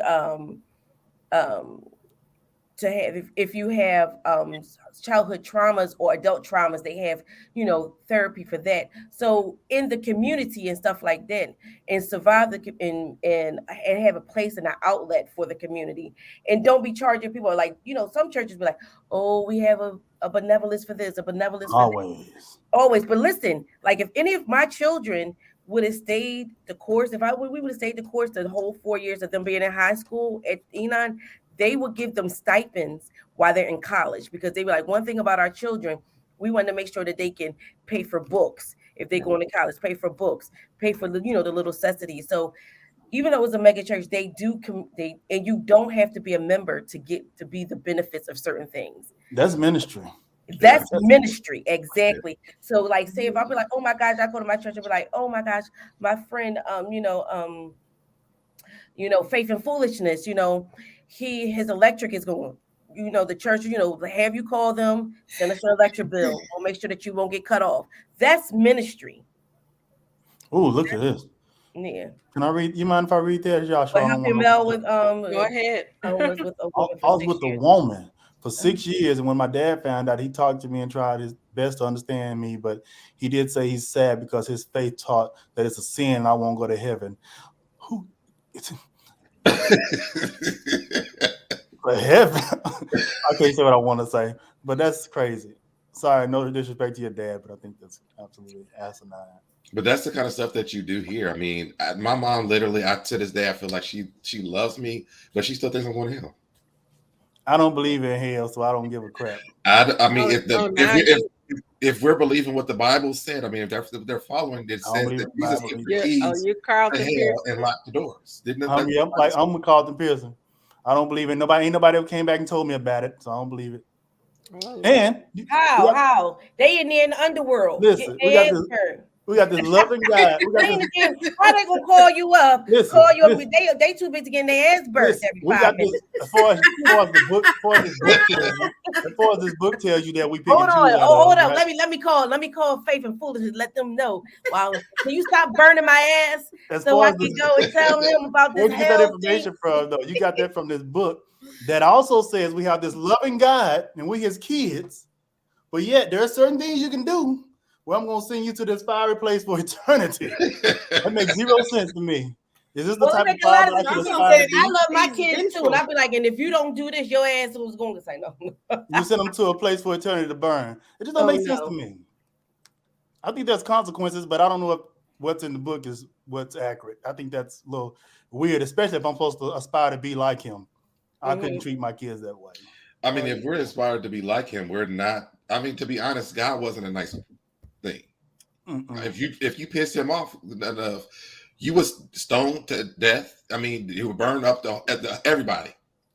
Like, God was not a very nice idea of something I would want to be like.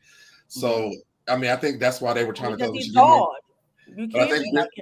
That's why they were telling we should be more like Jesus, because God's out of control. Like, he really is. Okay, he like, look. Okay, I'm gonna flood everything. I'm gonna do. That's what I was saying. Like, if people were saying that, you lead with love, like you just taught love and all that stuff. It wasn't more so. Can y'all hear me? Okay, y'all can. Yeah, I thought it was love. I thought it was only about love. Love. That's what I pulled out of the book. I think it's more about the love, the morals, and doing the right thing. Right. Yeah. I think white men did what they do best. They turned God into this monster and portrays him as some monster. Exactly. They Christopher Columbus him. You know what I'm saying? Yeah. And we like it. We use it. We use it to scare people in the church. Get them right. You going to hell. Yeah. This crazy place that you're gonna burn forever. That don't scare me. Like, okay. They did that to justify. But who gonna tell you? Us. No, I'm asking Faith and Foolishness. Where he at in the comment? Faith and Foolishness, sir. I just want you to tell me who gonna tell you about the underworld. Who actually gonna tell you? Nobody can. Nobody can do it because because they want you to keep doing what you're doing. And the thing is, I'm dead. I'm dead, so I can't. Can I feel when I'm dead? I don't give a damn about burning for no eternity. This made up fairy tale sound like to me. Listen. If you don't follow anything else, I'm telling you, you gotta watch Tales from the Hood. Okay. All right. He showed you. That's how they was in hell. Okay. Tales from the Hood. Okay. That's when they was in the underworld. Okay. That's how it is. If you want to feel the passion of how you're gonna go to the underworld, watch Tales from the Hood at the end. When Clarence Clemens III was, boom, there you go. Q said people that died and came back. Yeah, I've heard those stories of people that say they died and came back what they Reincarnation. saw. Reincarnation. Yeah. There's also people that say they come back as puppies and kitty And cats. rats. The Hindu people, some of them come I back do as not want to rats. come back as a rat, okay? You say all kind No. of Like, this sent me to hell. Their life is you talking about. That's a hell of a life right there, okay? That's probably hell. Being a rat. Yes. Well, that's for the sinners, I believe. Yep. But I'm telling you. So who are we? I think it's very, and this is my last thing I say about the religion and stuff. I'm sorry. Mm-hmm. I get on a bender about it. But who are Christians to tell Muslims and Hindus that they're wrong and that what they think is right? I've never was told that as a Christian. I always told people always tell people, we were always taught others have the burden of proof to prove to you why you should be Muslim or whatever. I was never taught that we were better than that. Was Muslims willing to die for theirs. You think Christians willing to die for theirs? You gonna crash a plane into a building for the Lord? Nope. I don't know. Well, they ain't no real Muslim. If they those really fanatic groups, it's fanatic. That's fanatics. Exactly, because they was out there, because those Christians, those fanatic groups was out there bombing themselves and bombing the clinics that the termination clinics. Yeah. So but the Christians don't have to, because God will do it for you. You already flooded the earth and burnt it up. That's okay. And if you don't do right, you're going to be like Tales from the Hood. That's what it's like down there, okay? And it's like that. I think it's against the rules of the Bible for you to kill or do anything like that. That's why they say let God take care of it. Yeah, I don't handle it. Look at Q's comment. He said he almost died of cancer and woke up to 3 beings over his bed, basically telling him it wasn't his time. Y'all just don't know. Yeah. Trump going by hell wide open. That hit. I think my dad knew too. I think hell is right here on earth. I think we're experiencing. Are you living in it? I think we are. You live in your own personal hell. I think we are. See? And you say, the shit. You said, I say what? I'm doing Tales from the Hood. Oh, yesterday I watched, because I watch a lot of stuff on YouTube, especially in my downtime. Rants in the chat. I'm sorry. Yes, but I watched the Jehovah's Witness and the cult. Now I have a sister. She's a Jehovah's Witness, and I don't want to offend her because she's always trying to convert me. But I watched this ministry child. I watched this documentary where they were talking about it being a cult, and Jehovah's Witness, I believe it's the 44,000. Those are supposed to be the ones that make it in heaven. And that's why they go so hard to recruit you. Yeah, God is going to destroy all the sinners, and then it's going to be heaven on earth or something like them with their religion. And so it's just very interesting. Some of the stuff I come across on YouTube, and then of course the Mormons and all of that. So yeah, if you look at the literature that Jehovah Witnesses give you, they have a depiction of, if you hear, this is what it's like, heaven on earth is going to be like if you become a Jehovah Witness, and you be seeing like, and you don't be really seeing color, you be seeing the others, but all happy and little one playing with the laying in the forest.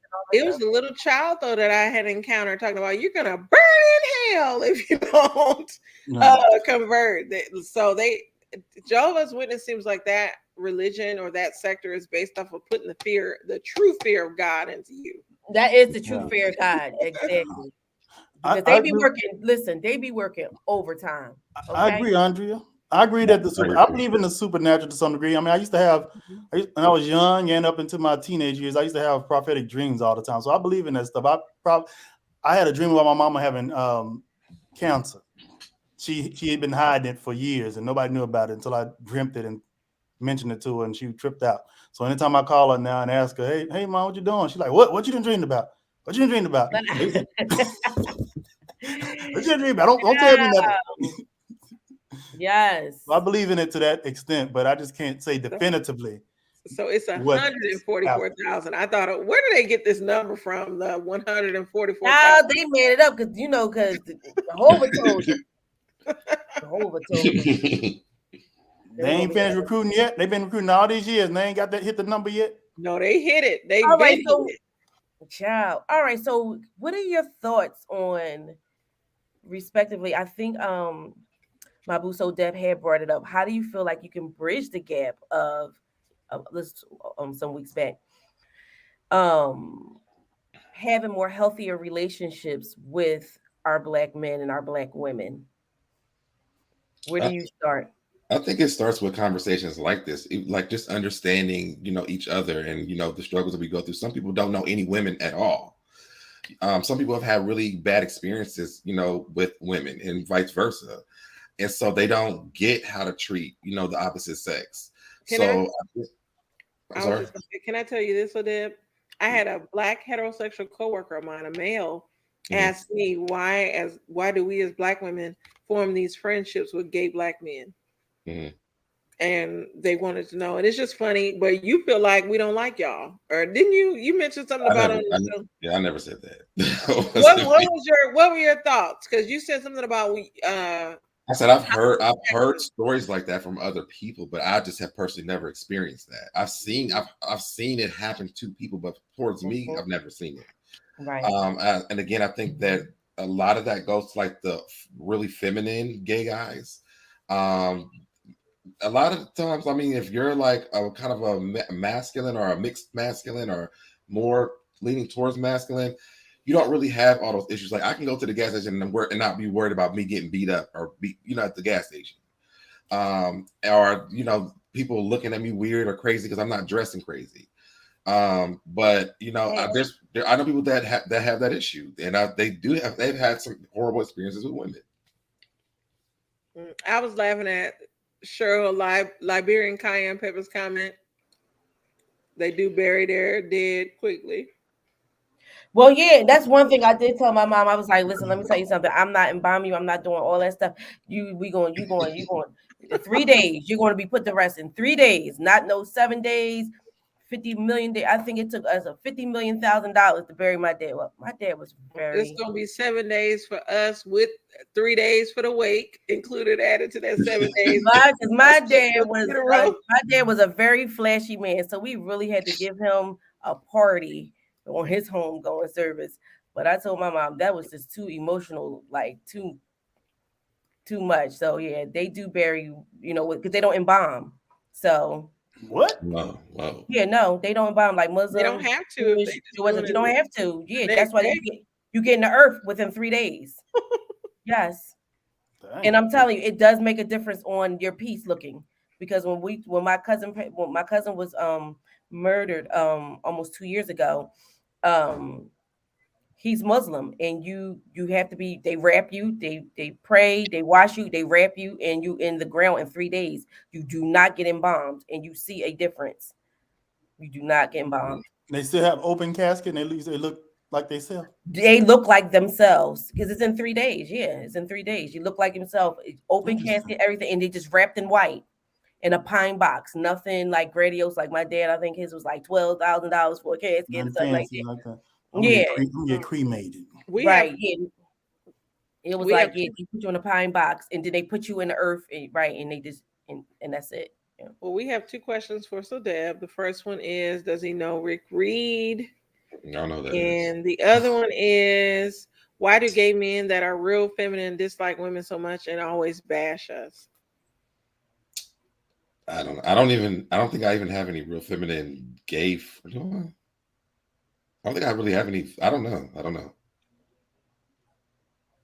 I've never even been around that. Like most of the gay guys I know, I mean, we all kind of hang around girls. Even in Atlanta, we have a lot of. It's like a mixed group of friends or whatever. We've actually, and I think we actually kind of have had some kind of conversations, kind of like this, where it's like, how do we support each other? Right. That's what made me pose that question, because that's how you were saying how we can better support each other. And stuff like that, and that's what made me bring that up. But we did realize that a lot of times, like, we just always go to all the gay stuff, and the girls go to the girls. I mean, to like the girls, the girl stuff or the heterosexual stuff. I hung with you. So I said I Well, no, hung with you. We went to the yeah, gay place, right. and I will say When this, y'all come to Philly, we are too. not to cut you off, even though it was a so-called gay bar, it really just felt regular. And so Dev himself said, "Watch these men because they say they're gay, but they still deal with women." And then there were women in there too, so it definitely felt normal. I had a great time, even though so Dev kicked me out, but You wasn't supposed to tell that part. But no, I do feel like there are the more feminine ones, yes, because I saw something on TikTok though. TikTok where a man was talking about our motherhood and saying we will be jealous of them or transsexuals when they can actually carry babies. And first of all, well, that's a whole topic in itself. Wait, But say that sometimes again. I missed what you said. there was a TikTok that I watched where the guy was a gay feminine man was saying that eventually transsexual men will be able to carry babies and we're going to be jealous of that. And so there was another guy that came and kind of broke it down and saying that there is a such thing as being like heterosexual phobic or whatever, because not only is it kind of you are discrediting the experience that we go through as motherhood, but he was minimizing it, the gay person. And so I think that's where we do run into some problems. And transsexual women, yes, that's an experience in itself. I think it's very hard to classify them as women though, because their experience as a woman is going to be completely different than ours. And I don't think anybody has addressed that. It's easy to say, okay, yeah, I'm a woman today and all this other stuff, but no, you're not me. You are different than me. Yes, you're a woman, but your struggle and everything that you're going through is a little different. And I think that's where people have a problem with classifying it, because they feel like they're going to discriminate or disrespect somebody. But we need to actually acknowledge that. And by them saying that when they carry children and all this other stuff, even if they can carry children, they will never know the pain that we go through though, and how like birth at times is not a beautiful thing. Then you all are also disrespecting the women that can't have kids. So it's like, come on now. Okay, if they give you a child, then you need to give this woman that wants a child as well. So I can go on and on and on. I know I over the When it can comes, word. I think when it comes down to that, I think a lot of it is that trans people feel like, and I can't speak for trans because I'm not trans. And again, I always say this, I'm just one letter out of that whole line of the alphabet, and I don't really know all the things that they go through. But I do know that, from the ones I've talked to, they feel like they're women, but they are different. There's different type of women, basically. And yes, everybody's not going through the same stuff, but they still are women to them. They're women, and I hate to say to them because somebody gonna go back and say, "Did you see him say that?" But that's what I was told. But I'm not really educated on trans issues, so I don't want to. But if you part of if you got a letter in there, don't they give you a license to have a conversation about it? Listen, not at all. Not at all. And hey, Young Rich, I missed the hashtag I love you, Zaddy. Now it's hashtag Mother Sophia. Who is Mother Sophia? Sophia. I don't know. But she said she noticed the gays and the lesbians don't be hanging around each other as much because it's different now. Everybody's struggle is different. The reason why a lot of us really don't, it's not no real answer, but a lot of the times, with the more masculine women, like they don't like hanging around us. Like you'll see the feminine lesbian girls hang around us, but not most of the time, not the masculine ones, because they feel like it's a competition. Like for whatever, I don't know what the competition is, but they do feel like there's a competition with whatever that is. Okay, I can see that. Okay, good perspective. So how do we? I'm sorry. Go ahead, finish. Are you going? A transgender person can still conceive and have children? Yes, if it's a trans man, they can, because they still have their uterus and all that stuff. Yeah. So they'll just get off of testosterone and then and have a baby. Yeah, I've seen it on TikTok. I've even seen a trans man. I seen a trans man that was a woman that became a man that continues to date men. Like I've seen it all on TikTok. That most I of see them that go back. all on That's what Twitter. they You go mostly to do. Twitter, you can see all kind of stuff. Yeah. Most of the trans men go back and date men. Yeah. Mhm. So you guys, how do you think going forward? We'll be here for 1 hour and 45 minutes. I know. How do you think we're going forward to better to communicate with each other? Like I said, I think if one starting a conversation like this, two, I think in my everyday life, I do have, female friends that I hang around, and these topics come up all the time. I think keeping the conversation going on and then taking those back to your groups of that are on that side of the fence, and then kind of just talking about it, because without us having conversations, it's never going to get anywhere. And it can't be a negative person that's going to go in and you're coming in headstrong. We're here to listen to learn, not listen to respond. And I think that's mostly what it is. I think the biggest thing is we just don't understand each other's side of the fence sometimes.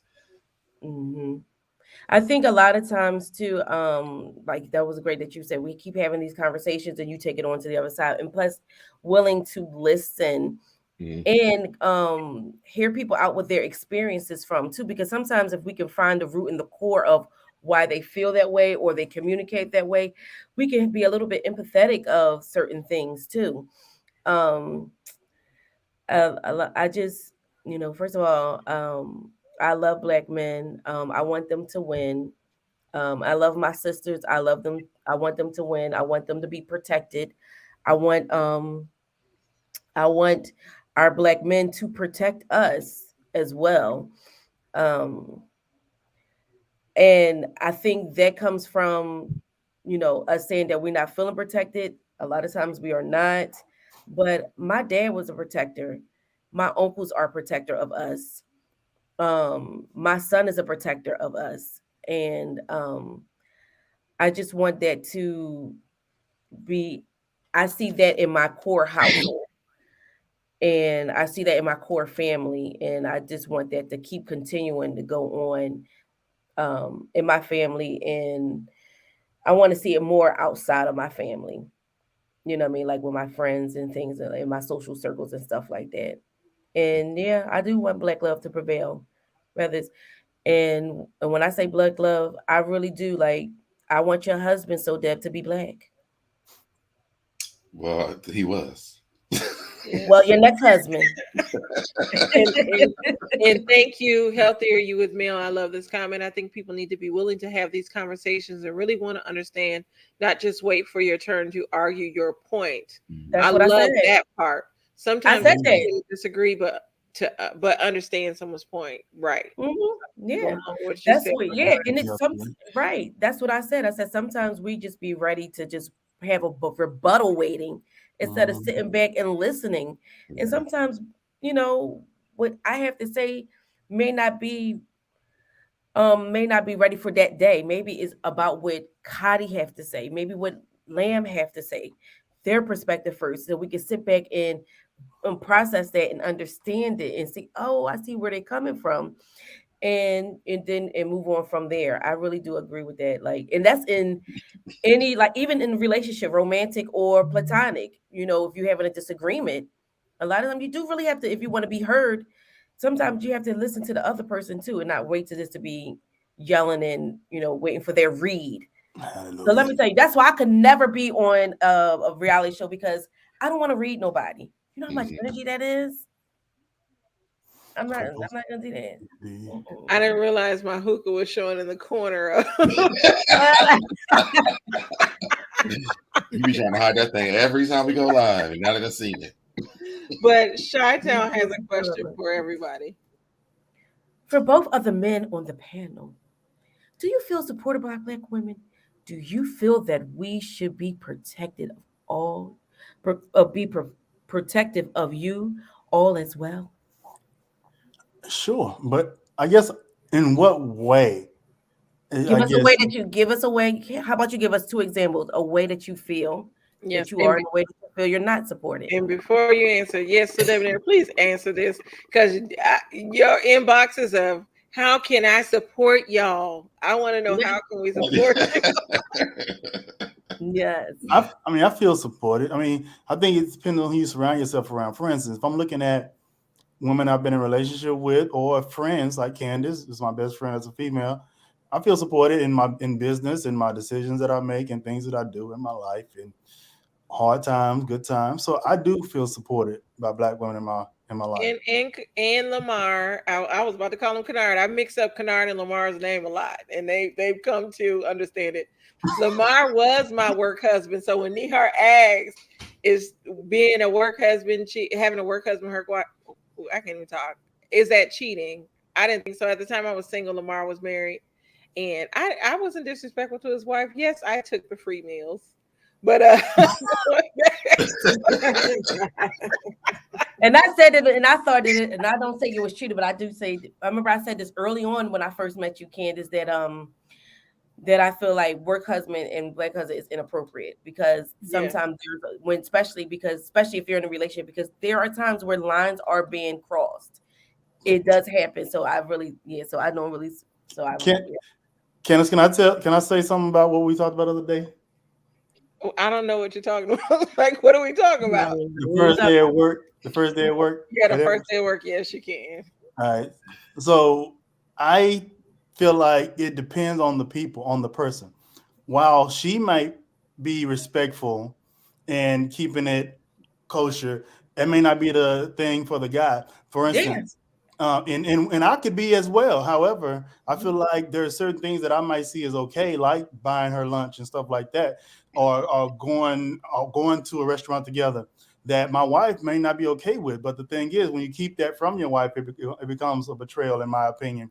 And I did that. While we never crossed the line with anything, it was a secret to my wife at the time.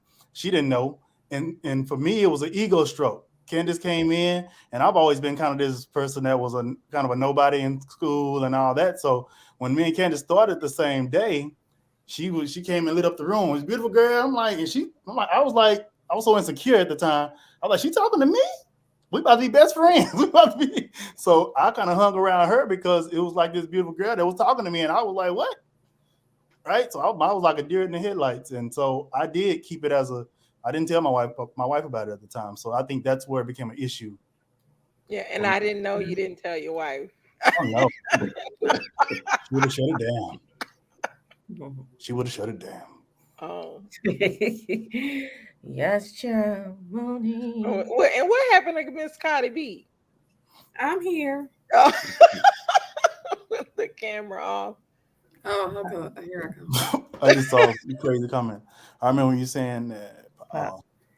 Yeah, the lines get blurred. Yeah, that's what I said. Yeah, about work husband, because I seen it. Because I'm sorry. You have to set boundaries, though. I do want to say that you have to set boundaries. Yeah, you do have to set boundaries. Yeah, that's why I don't have one. You know, like, no, I'm good. But that work husband thing though, ours quickly just manifested into a huge crazy friendship. We turned into brother and sister, to be totally honest with you, to the point to where when she needed help, I helped her, and I needed help, she helped me. Yeah, Lamar was sleeping on my couch. I was borrowing money. Yeah. And I appreciate that part because you can at times be platonic friends with a man. Of course. Yeah. Of course. Yeah. I just don't want my spouse to be like, yeah, this is my work wife. I just don't. Oh yeah. If my husband told me that, I'd be like, because a lot of times the men just want to see what it's hidden for. Okay, they want to see if they can cross the line a little bit. They still got it. And Q, I said I don't mind going over the 1 hour limit today. I'm jealous of that, by the way. I'm just playing. You jealous of what?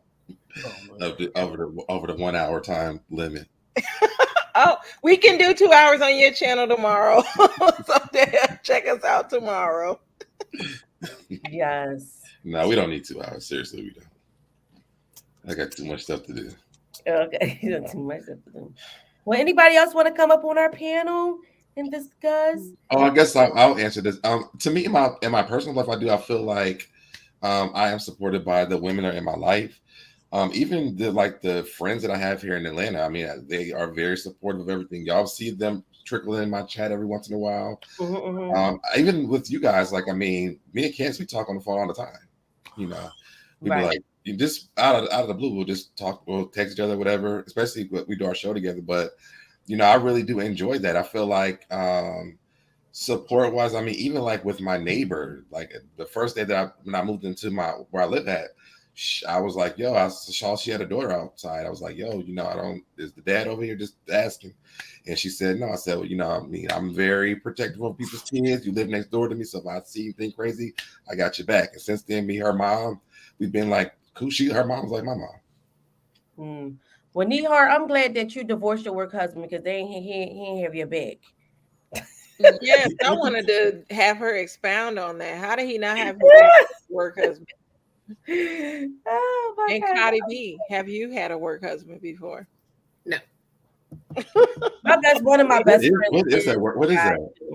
It's just somebody you get along with well of the opposite sex. You always hang around with them, and so Maybe my husband. What the funny term at work is work husband. So your husband was because you spend so much time with them at work, and they always different. Like they bring. I met him at work. Look out for you. So it's like your work spouse. Yeah. So yeah. I met mine at work, so I guess there you go. Work husband, real husband. They somebody you can bounce stuff off of. When you're going through stuff at home, you can bounce ideas. They can tell you the right thing to do, how to approach situations. So it can be very helpful. Yeah, but that's where a lot of times I talk about I don't like that's why I be like, you talking about your spouse to me. That's what happened on Girlfriends. None of my business. That's none of my business. That's what happened on Girlfriends. Maya got that work husband, and then he started trying to get into her real life, and then she got divorced because of it. Mm-hmm. Yeah, that's why Young Rich, who kicked you out? Your work husband's wife? His real wife kicked you out. You was at the house? Yeah. Yes. You got aware. Got the job. Healthier, you and Bill said her work husband was gay and her baby daddy knew him, and she still got accused all the time. Oh well, wait, hold on. Then that means your man is out there. But I feel like men, sometimes it is hard because I can't tell Kennard like, oh, we're close. He's my friend. Like say somebody else. I'll take Sodev as an example. They'll be like, oh, is he really gay? Because he looks straight. But I'm really gay. Listen, I talk about it every week on my podcast. If you want to find out how gay I am, come over and listen.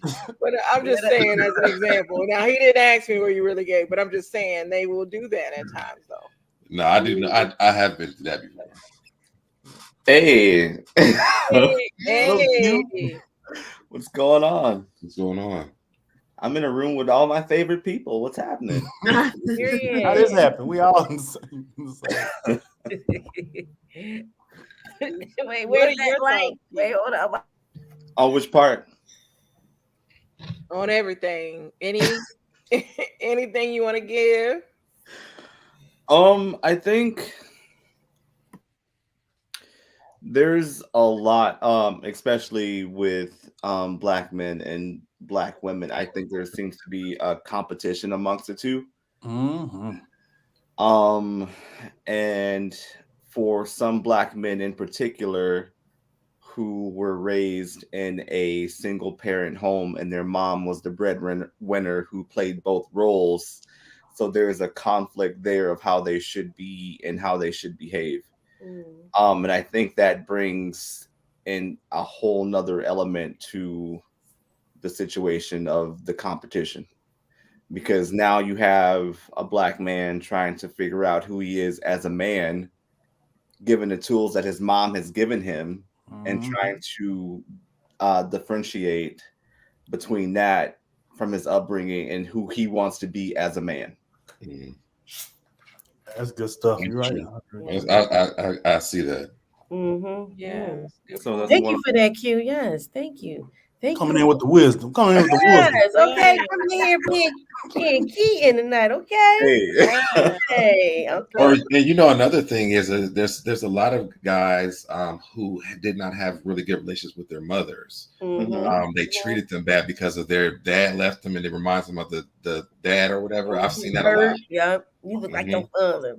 Or they watch their mom talk to their dad like a dog, and their dad whipped their mama's ass. Yeah. And they told themselves, I would not have a woman talking to me like that. Yeah. And I'm not going to touch a woman. So it kind of puts me in a hard position of having this thing from childhood of watching my mom talk crazy to my dad, cuss him out, embarrass him, and then him go upside her head. So it's kind of a difficult situation to be in. That was my experience. Hope they not watching. So Nihar expounded on her situation where her work husband didn't stand up for her. She said office politics. She voiced her opinion in a meeting and he kept his mouth shut and left her hanging when he said he would co-sign it. He made it look like it was basically her issue when it was the entire team. Bastard. Oh, he was the treachery of it all. Yes. Yes. So what that are was a y'all? bad joint right there. That was a bad joint. Yes. She said, weak MF. I stood by him through a divorce and a live-in. Now he's on his second live-in. Wow. So what are y'all final thoughts? We need to make this a part 2. Something. Everybody, what are y'all final thoughts? Because we're at the 2-hour mark. I think you should definitely continue this conversation. I think, from the question that has been asked, I think we all agreed on we need to keep having this conversation. And maybe we can ask people in our everyday life, what are some questions or what are some topics that we can touch or what are some struggles that we have with the opposite sex so that we can kind of, look into that and have those tough conversations with each other. Right on. I agree. Yes. I am here for it. It's about it's healing too. Yeah. It's like a healing thing as well as we continue to have these conversations and people put in their perspective, their opinions, their perspective, their experiences, and the more we talk about it and it's out in the open, we can talk about resolutions as well and how we can better progress. Right. So yeah, but one thing I do want y'all guys know that black man, I love y'all. I am here for y'all. Okay. I just say I think black men have to do more. Yeah. I think we have a long way to go. I think black women have surpassed us in a lot of areas, and we have to do more. More of us have to do more. I think a small handful of us got our stuff together, but we don't see a whole lot of that. We need more of us doing more. Representation. And us women, we need to be accountable of what we do too as well. Like when the toxicity or the hurt that we bring into the dynamics of our relationship with the black man, we need to understand those hurts, see where those hurts come from, and start the process of of healing too, and being accountable of our actions as well. And we have to move past blaming our daddies. So listen, I said that I was like, once you're a certain age, you can't really blame anybody but yourself, because now you as an adult, and we have access to so much now. Yeah. We have to move on and seek our own healing and our own peace, and that's a part of us. So when somebody say, well, this because my daddy, well, you 32 years old, you have to work. Now it's not about your daddy or your daddy. Therapy. It's about you. It's about you. Yeah. Be accountable with the things that you have to bring. When you're a child and all that stuff, you don't have the the wherewithal and the mental capacity to work through those hurts and things like that. But as an adult, you cannot use that as a crutch anymore. It's an excuse now. It definitely is an excuse and a crutch for for bad behavior and bad patterns. Yeah. I think we need to work on our communication as a whole. We need to listen actively and not, like Popcorn said, listen in order to reply and get your point across. You want to understand where the other person is coming from, and then you want to voice how you're feeling about the situation in a way that they can also understand where you're coming from. That will lead to the healing. I think that will also lead to women no longer emasculating men and men no longer defeminizing women. If we can all just come to the table and just really talk about it for real, not yell, not scream, not, well, I mean, y'all be doing all this, like none of that. is going to help any situation. I want to give a pass to the Agreed. men. I agree with Khadi too, and I just want to also, and I'm gonna go ahead and Millie rock with my mouth closed after this. I really do want to normalize men speaking their piece instead of other men telling them like, man, what you talking about? Don't be talking about your feelings. Don't be talking about man up. Man up is, communicating. And I think a lot of times men be having a burden of holding so many things in and not expressing themselves, their emotions and their feelings at the time. I just want to normalize that. Like, get it out. And it's okay. Y'all human. You know what I'm saying? We want y'all to heal too. And y'all shouldn't be having all that burden on your heart and then letting someone else tell you that you don't have the right to express how you feel and communicate those feelings as well. Yes. Right. And anybody who wants to see the continuation of our race, we need each other. Yeah. Like it's not going to continue if we are constantly battling each other. Yeah. True. I think it's for me, my situation, I think it's a little difficult because I'm in the Great White North. I am in a state that is almost 6 million people, and we are only at the Black population, I believe, is at like 4%. And so it's very dispersed, and it is not that Black. So these conversations are not had in the spaces that I navigate through, which is very interesting compared to what's happening in other states where the population is mostly of a higher percentage. It just gives perspective on certain things. It shines a light on how the community is in other spaces that aren't as clear as some states. But it's a very interesting conversation to have. I'm looking forward to engaging in these conversations moving forward in other spaces, but it's just there's a lack of these topics in my area of where I reside. Because that's just not the norm. Yes. Anybody else with the final thoughts? I love Chi-Town's comment. Yes. Amen. Well, I will just say this. We definitely need to continue this conversation. Q asked us when we were bringing back He Say, She Say.